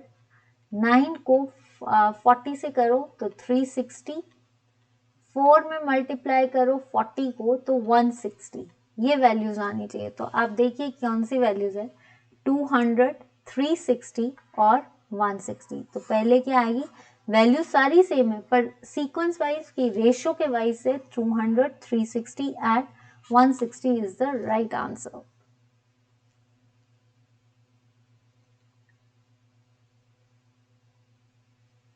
If each side of the square is increased by 25%, find the percentage is change in its area.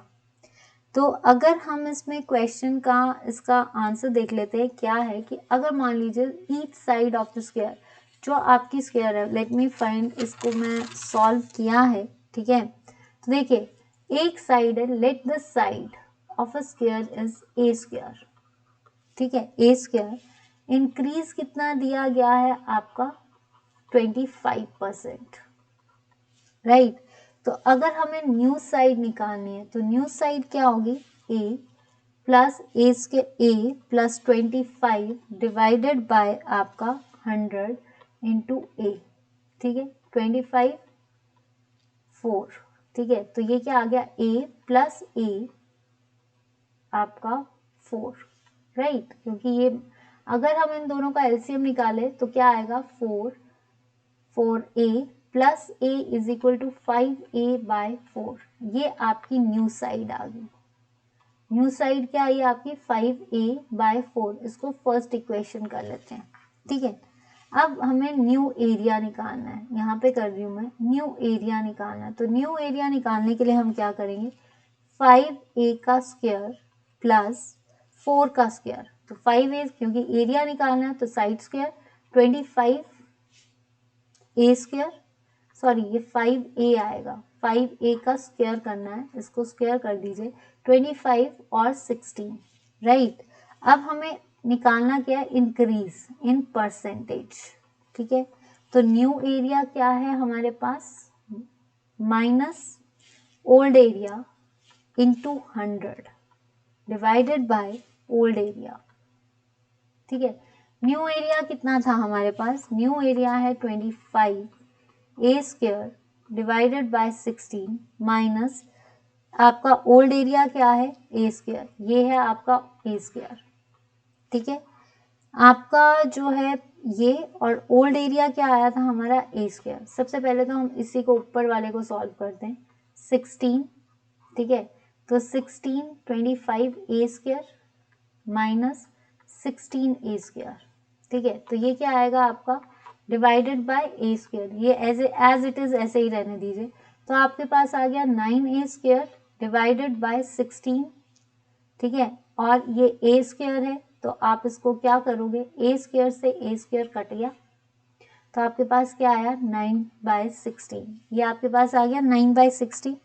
9/16 को जब आप 100 से मल्टीप्लाई करोगे तो 9 क्या आएगा, 4 4 ज़ा 16, 25, राइट।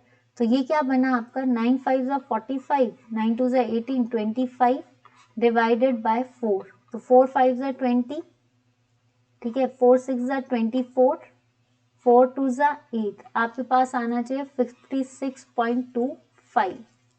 आपने साइड को कर लिया और उसके बाद आपका जो आएगा, आप उसको साइड लोगे, पहले न्यू एरिया निकालोगे, फिर न्यू जब आपने परसेंटेज निकली है तो न्यू एरिया और ओल्ड एरिया को माइनस करके डिवाइडेड बाय ओल्ड एरिया और उसकी आप परसेंटेज निकालोगे, तो इसका आंसर होगा 56.25।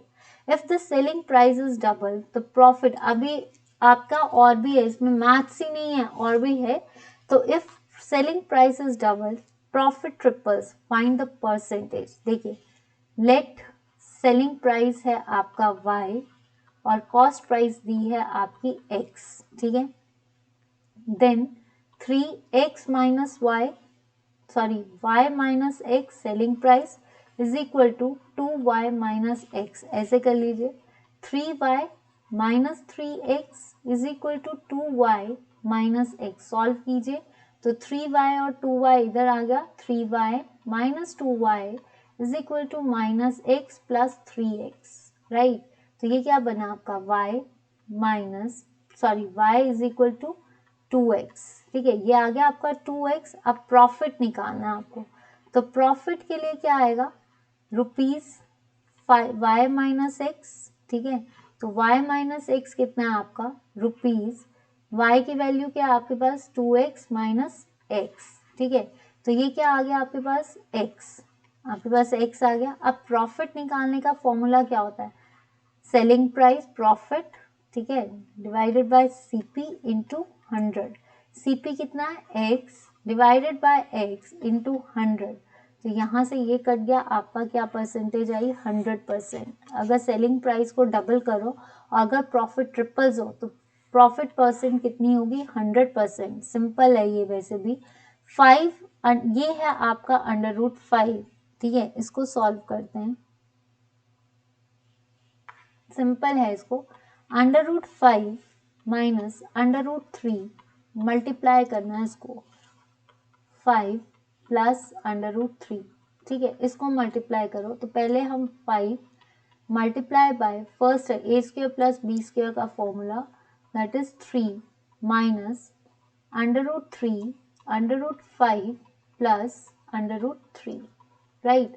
5 5 जा 25 plus 15 minus 15 plus 9 plus minus 9, क्योंकि माइनस है तो यहाँ पे क्या है आपका प्लस, ठीक है। तो माइनस प्लस माइनस, तो अब देखिए ये प्लस है और ये माइनस कट, तो आपका क्या बचा 25 √25 माइनस √9, ठीक है। तो अगर हम इसको मल्टीप्लाई अंडर निकालें तो अंडर देखिए या तो सिंपल कर लीजिए, 25 5 माइनस 3, तो आंसर इज 2। ये भी आ सकता है आपका, तो आंसर क्या आएगा आपका 2, ठीक है। नेक्स्ट आता है आपका 96, एक second, last 2 question. 96 plus 7, 96 plus 7 कितने होते हैं आपके 73, राइट। 73 हुए ना, 6 और 7 13 और 103 डिवाइडेड बाय 8। तो अगर आप करो इसको तो आप क्या आएगा, 8 1 जा 8, ठीक है, आपके 2 बचे तो 8 8 3 जा 24 होता है, 8 2 जा 16 बचे, तो यहाँ पे आपका रिमाइंडर क्या आना चाहिए 7, ठीक है। रिमाइंडर क्या आएगा, क्यों आप ऐसे कर लीजिए 103, 8 1 जा 8, क्या बचा आपका 2 3, 8 2 जा 16, 13 में से 7, तो रिमाइंडर क्या आता है 7। तो यहाँ पे रिमाइंडर 0 नहीं आएगा, 5 नहीं आएगा, 6 नहीं आएगा, आंसर इज नन, क्योंकि रिमाइंडर क्या है 7। How many perfect square numbers lies between 120 and 130? 120 और 300 के बीच में कितने स्क्वायर्स लाते हैं, देखिए एक है आपका 11 स्क्वायर और एक होता है 17 स्क्वायर। तो 11 का स्क्वायर 121 और 17 का स्क्वायर 289। तो इन दोनों के बीच में 11 से 17 स्क्वायर के बीच में कितने स्क्वायर्स रहते हैं, 7। कितने नंबर्स आते हैं, 7 बार स्क्वायर्स आते हैं, ठीक है। If rat is called dog, dog is called elephant, elephant is called lion, lion is called snake, snake is called camel, then which is the pet animal? अगर rat को dog कहा जाता है, dog को elephant कहा जाता है, elephant को शेर कहा जाता है और शेर को snake कहा जाता है और snake को camel कहा जाता है, तो हम किसको पालेंगे, किसको पालते हैं, dog को पालते हैं।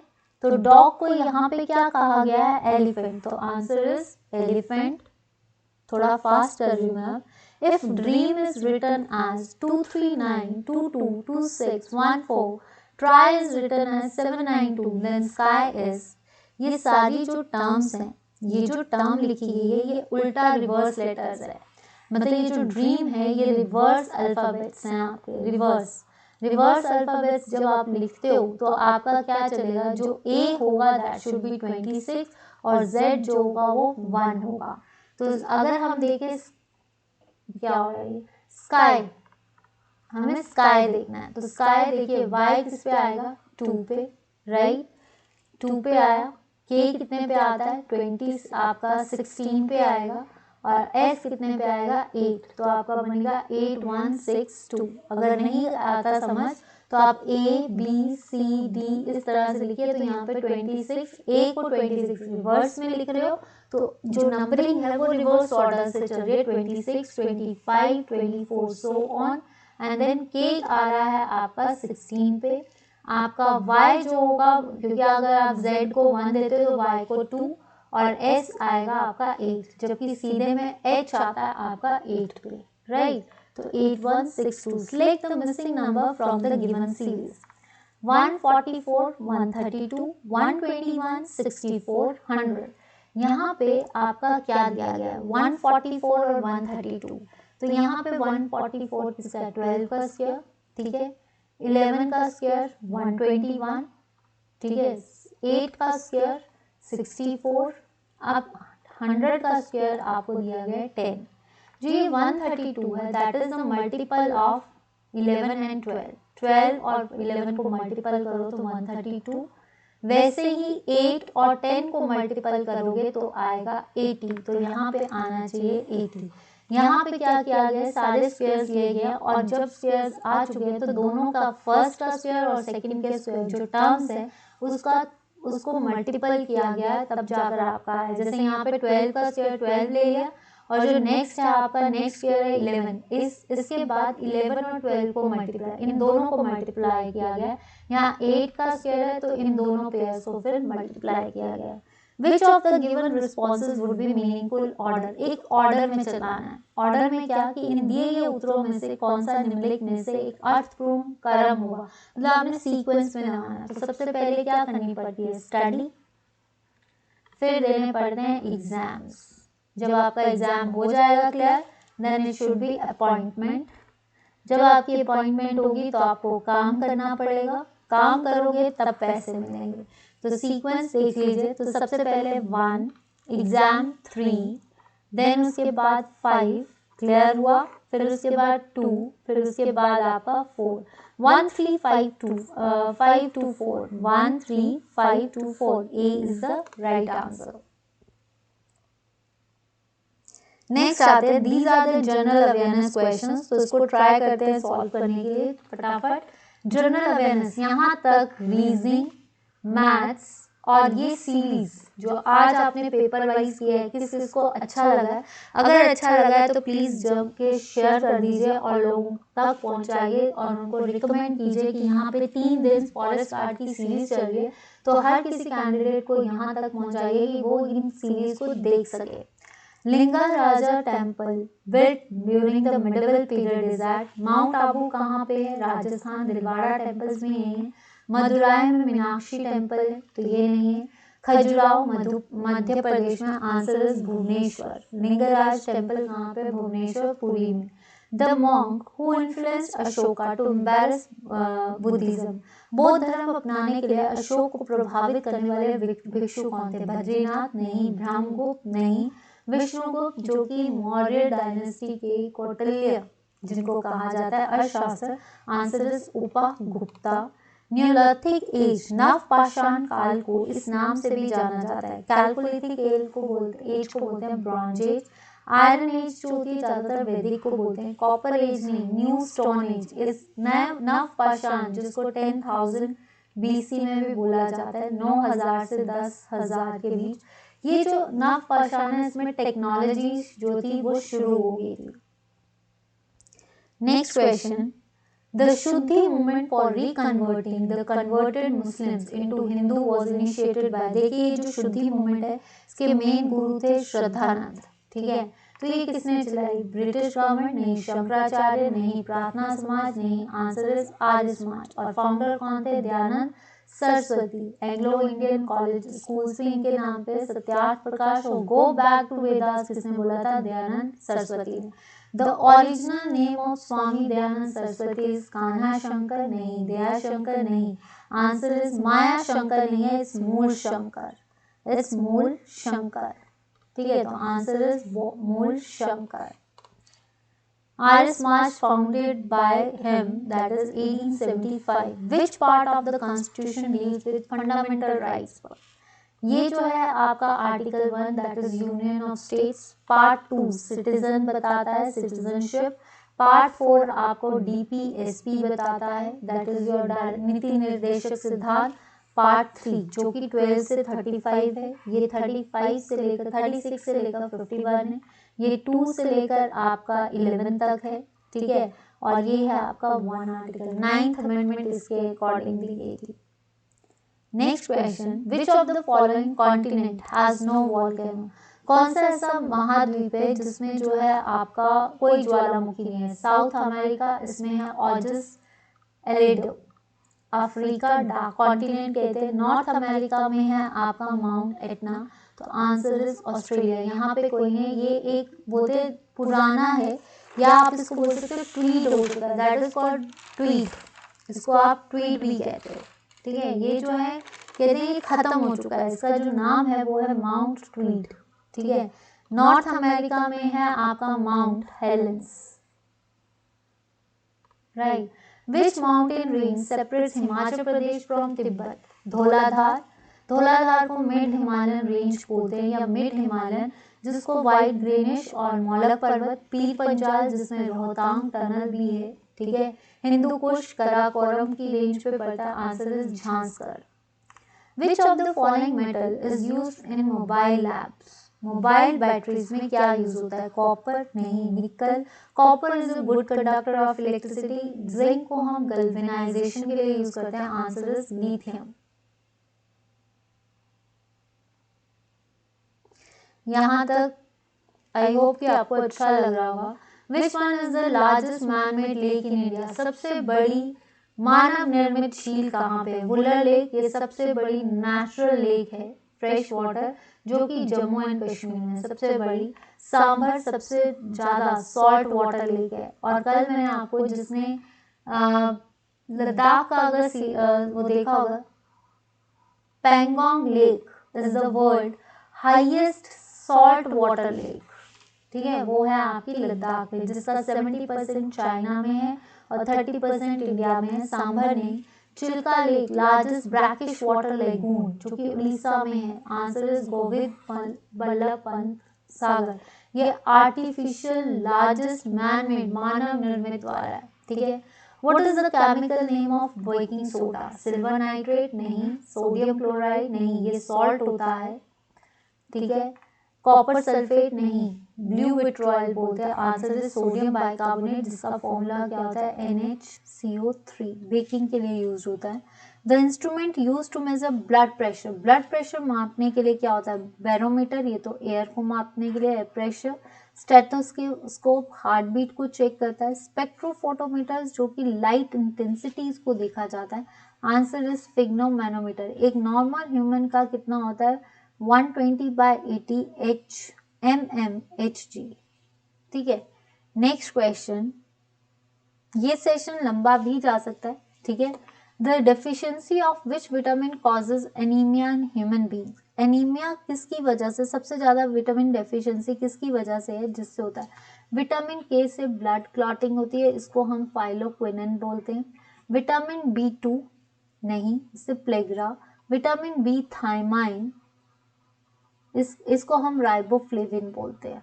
ठीक है, तो थायमाइन जिससे बेरी। विटामिन B12 जिसको हम साइनोकोबैलम भी बोलते हैं, इससे भी होता है। ठीक है, इससे भी होता है, पर उससे ज़्यादातर नाइट ब्लाइंडनेस होती है, रतौंधी जो होती है, इससे मतलब इसमें एनीमिया खत्म हो जाता है। The hardest substance found in the human body is keratin, ये हेयर्स में होता है। कैल्शियम ऑफ बोन्स नहीं, फॉस्फोरस ऑफ स्केलेटन बोन्स में, answer is enamel of a teeth, जो टीथ के ऊपर इनामल होता है, that is the hardest substance. Image formed by the reflection from a plane mirror, अगर एक प्लेन मिरर से आपकी रिफ्लेक्शन आती है तो इमेज कैसी बनेगी? रियल एंड इन्वर्टेड, ये हमारे रेटिना बनाता है, पर उसको ब्रेन क्रॉस चेक करता है। Virtual, real and erect, answer is real and erect. Virtual नहीं बनाता, वर्चुअल इरेक्ट नहीं बनाता, रियल जैसे आप दिखते हो वैसा ही वो दिखाता है। नेक्स्ट आता है क्वेश्चन आपका, the muscular diaphragm of the I that controls the size of the people, जो आपका प्यूपल होता है उसका साइज कौन कंट्रोल करता है, ठीक है। तो सबसे पहली चीज कॉर्निया, ये तो डेनेट किया जा सकता है। इमेज कहाँ पे बनती है, आपकी रेटिना में, तो ये नहीं है। आइरिस, सिलियरी मसल सिर्फ contract and relaxation of the lens, answer is iris.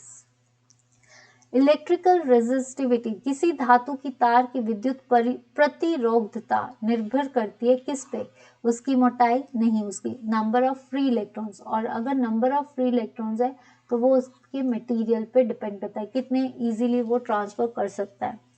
In which country people participate in the amendment of the constitution, ऐसी कौन सी कंट्री है, ऐसा कौन सा देश है जिसमें संशोधन में लोग जो हैं किसी देश में भाग लेते हैं। फ्रांस, हमने फ्रांस से लिया है equality justice.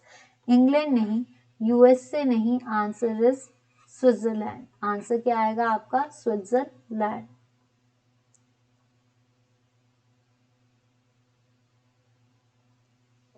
Who is the Minister of State for the Environment, Protect Forest and the Climate Change? हमारे इन्वायरमेंट, फॉरेस्ट, क्लाइमेट चेंज के मिनिस्टर्स कौन है? ज्योतिराव सिंधिया, ये एविएशन के हैं, ठीक है। प्रकाश जावड़ेकर, ये नहीं है आप। रमेश पोखरियाल, ये पहले थे, पहले ये एजुकेशन मिनिस्टर रह चुके हैं, अब नहीं है।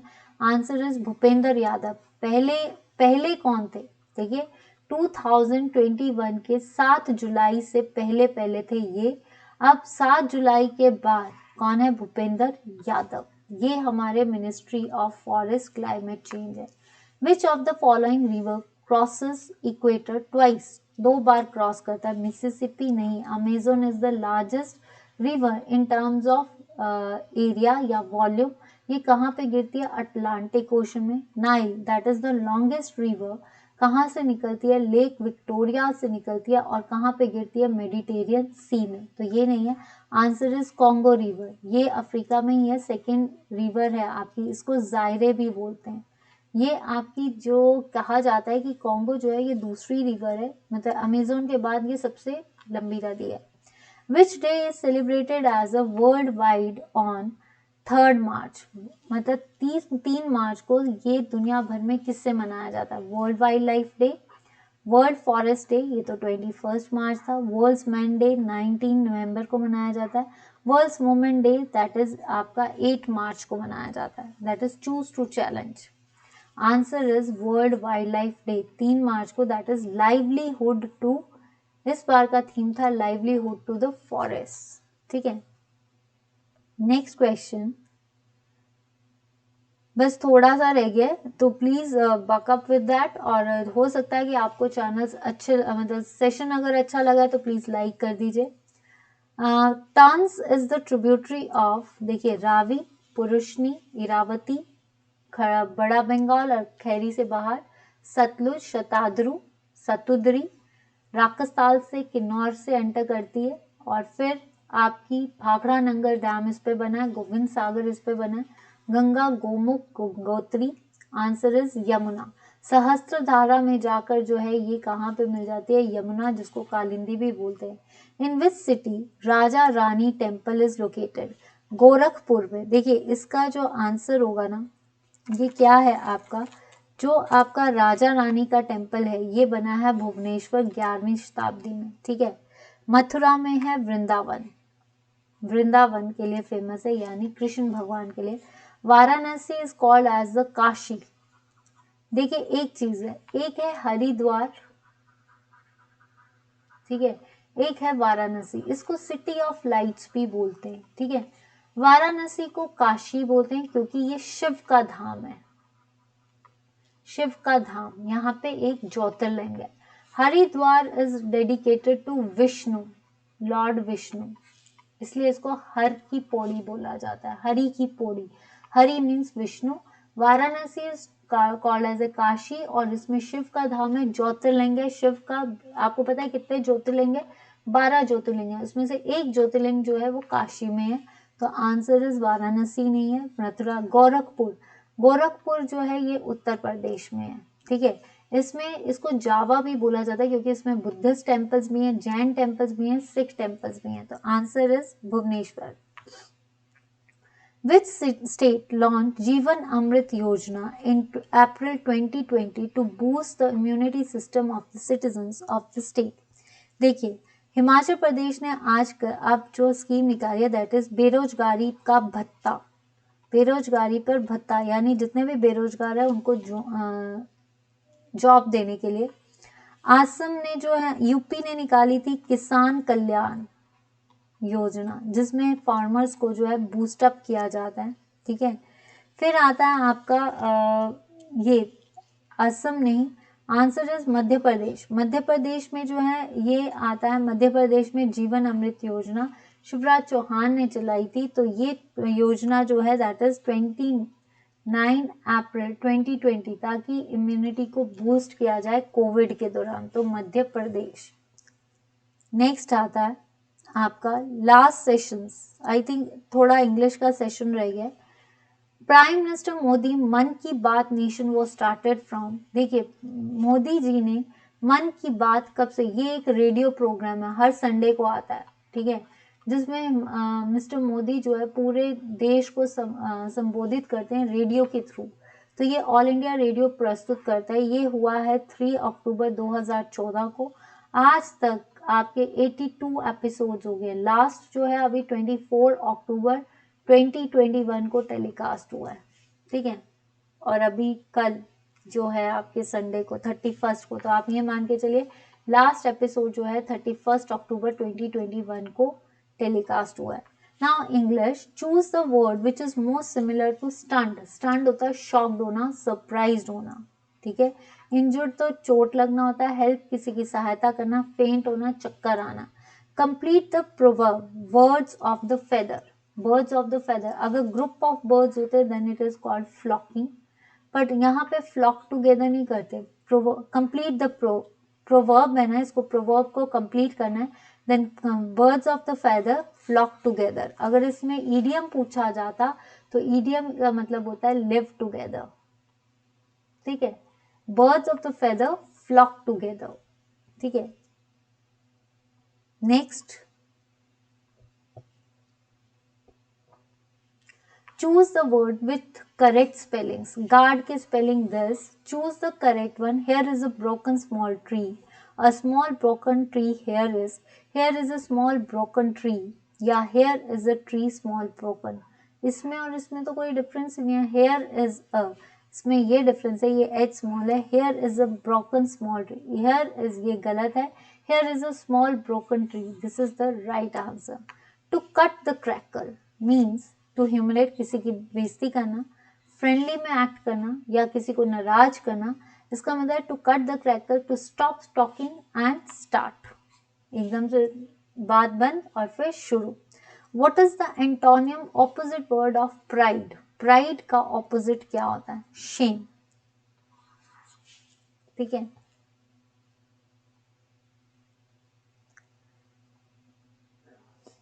नेक्स्ट है आपका, she has no taste for dance. A narrow piece of land, दो masses को कनेक्ट करने के सिस्टम को क्या बोला जाता है? पेनिनसुला होता है जहाँ पे पानी ही पानी हो। गल्फ जो कि लैंड और वाटर को कनेक्ट करता है। कॉन्टिनेंट सिर्फ लैंड मास होते हैं। Answer is isthmus. All people involved in issue feel a great dash to his suggestion, contradiction. One who has special, इसमें आएगा वन हु हैज स्पेशल कहा जा सकता है, who has special skill in judging art music, वो होते हैं कॉन्यूजियर। रेंकिंटियर होते हैं विज्ञान करने वाले, बयान करने वाले। सेबराइट होते हैं विदेशी, ठीक है। एमेच्योर होते हैं जो इंटरेस्टिंग होते हैं। तो आंसर इज कॉन्यूजियर। तो ये था मेरा आज का सेशन। अगर आपको सेशन पसंद आया है तो आज की सीरीज आपको कैसी लगी, तो वीडियो को लाइक एंड शेयर जरूर करना, क्योंकि this is the important part और पेपर में आए हुए क्वेश्चंस है। तो इन सेशंस को जरूर देखिए और शेयर कीजिए। अब एक और चीज़ है, आज आपने देखा होगा करंट अफेयर्स की क्लास नहीं लगी है, तो गाइस थोड़े दिन अभी किसी काम से मैं बिजी चल रही हूँ, मेरी कोई रिसर्च है, रिसर्च प्रोजेक्ट चल रहा है जिस पे मेरे को सारा दिन जो है रिसर्च पे बैठना पड़ रहा है और उसके लिए काम करना पड़ रहा है। तो उसके काम के साथ साथ ये क्लासेस भी को रीशेड्यूलिंग करना और प्रॉपर करना इतना टाइम नहीं, तो जिसकी वजह से कुछ दिनों के लिए मेरा जब तक रिसर्च वर्क जो है 15-20 डेज तक कंप्लीट नहीं होता है, तब तक आपकी जो क्लासेस हैं करंट अफेयर्स, आपकी हिस्ट्री, पॉलिटी, ज्योग्राफी और आपका ये सेशंस जो हैं, जो 5 बजे के सेशंस थे जो करंट अफेयर्स है, इनको मैंने थोड़ा होल्ड पे कर दिया है। ये जैसे ही मेरी रिसर्च 20 के अबव, मतलब इस महीने जो ये शेड्यूल है थोड़ा टाइट है, जिसकी वजह से आपकी हफ्ते में या दिन में सिर्फ 2 क्लासेस को मैं अफोर्ड कर पाऊंगी, क्योंकि पूरा रिसर्च पे प्रोजेक्ट चल रहा है। तो जिसकी वजह से मैं आपके अब करंट अफेयर्स, ये मत सोचिए कि करंट अफेयर्स नहीं होंगे, करंट अफेयर्स भी होंगे, ये क्लासेस भी होंगी, ऐसी कोई भी क्लास आपकी मिस नहीं होगी। जस्ट इसको फॉर अ टाइम बीइंग कुछ दिनों के लिए मेरे को बंद करना पड़ रहा है, क्योंकि मैं प्रॉपरली टाइम नहीं दे पाऊंगी अपनी रिसर्च के लिए। तो रिसर्च एज वेल एज इस सेशंस को भी, तो आपके लिए जो सेशंस है वो फ्रूटफुल ही आएंगे, ताकि मैं इस पे भी काम कर सकूं, अपनी रिसर्च पे भी काम कर सकूं। इसीलिए दोनों क्लासेस को मैच करने के लिए फॉर अ टाइम बीइंग ये बंद किया गया है, होल्ड पे किया गया है। अब आपको जो करंट अफेयर्स है वो नवंबर के एंड में पूरे करंट अफेयर्स मंथ के एक प्रॉपर रिवीजन के साथ मिल जाएंगे। आपका कुछ भी मिस होने नहीं दूंगी मैं। पर अभी फॉर अ टाइम बिंग आपका current affair, history, polity, geography, science, ये सारे सेशंस को मुझे, क्योंकि एक ही दम से मुझे नोटिफिकेशन आई थी कि मेरी रिसर्च शुरू हो गई है, तो रिसर्च के लिए जो है मुझे कहीं ना कहीं टाइम ट्रेवल भी करना पड़ेगा, तो जिसकी वजह से मैं इस चीज़ को, आपके सारे सेशंस को, इसके लिए टाइम लगता है तो नहीं कर पाऊंगी। पर आपके 2 सेशंस जो है फ्रूटफुल सेशंस होंगे, तो वो भी मैं आपको जो है बता दूंगी कि कब से ये सेशन शुरू हो रहे हैं। अभी तो ये 3 डेज चलेंगे, ये पेपर्स चलेंगे, जब तक ये सेशन चल रहे हैं तब तक चलेंगे। बट धीरे धीरे जो है मैंने करंट अफेयर्स और इन सेशंस को होल्ड पे किया है। जैसे ही मेरी रिसर्च खत्म होगी तब तक जो है ये सारे सेशंस आपको रिज्यूम हो जाएंगे, और खुदा ना खास्ता हो सकता है हम इन सेशंस को लाइव ले लें। तो प्लीज सेशन के साथ बने रहना, क्योंकि कोई भी सेशन आपकी HPGK की क्लास, किसी ने सजेस्ट किया था कि मैम आप अपनी क्लास चेंज कर लीजिए, तो मैं उसकी बात को मान चुकी हूँ। ठीक है, आपके लिए दोनों क्लासेस इंपॉर्टेंट है, इवन प्रेपराइज की क्लास भी आपके लिए इंपॉर्टेंट है। तो लेट इट बी कि आप उन क्लासेस को भी देखिए और इस सेशन को भी देखिए। तो आप, अगर आप कहीं भी कोई भी सेशन किसी भी चैनल पे देखना चाहते हैं आप देखिए, पर 7 PM आपका टाइम चेंज कर दिया गया है। तो HPGK का अब आपकी क्लासेस 7 PM होंगी।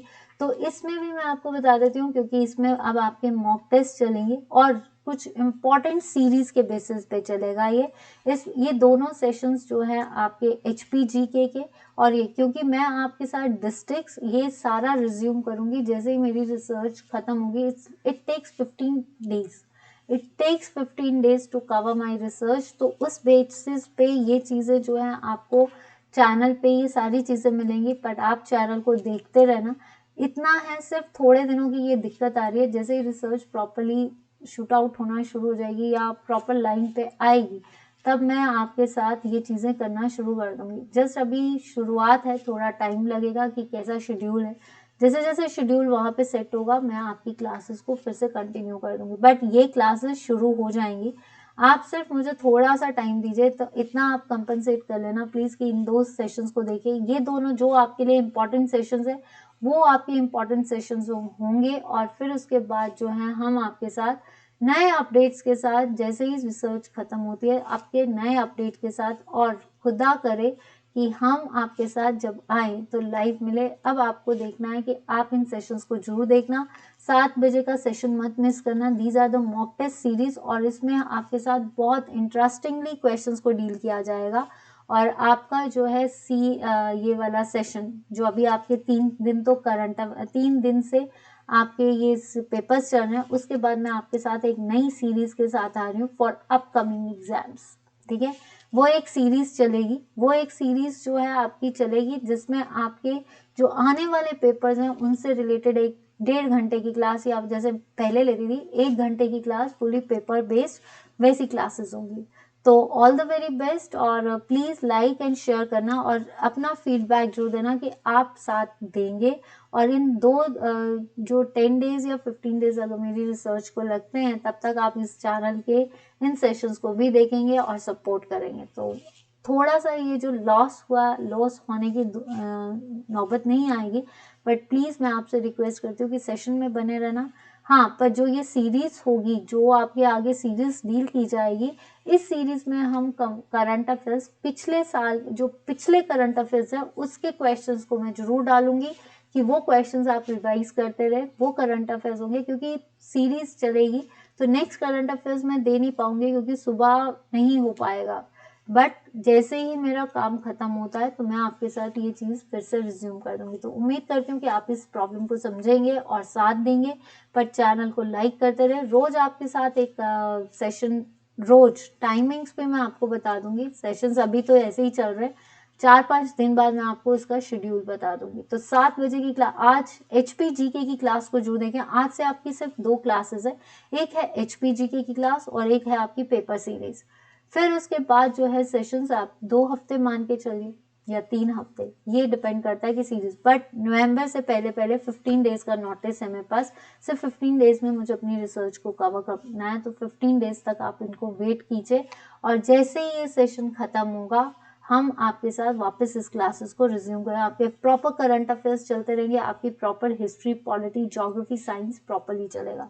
तो उम्मीद करती हूँ कि आप मेरा साथ देंगे। और अगर आपको आज का सेशन अच्छा लगा तो सेशन को लाइक एंड शेयर जरूर करना। विद इन द और करंट अफेयर्स में भी कुछ नया अपडेट लेकर मैं जरूर आऊंगी। तो तब तक के लिए दीजिए इजाजत। आज 8 बजे नहीं है की HPGK की क्लास, आज 7 बजे है। तो प्लीज 7 बजे की HPGK की क्लास भी देखना और शेयर भी करना। तो that's it. Have a nice day and enjoy the day.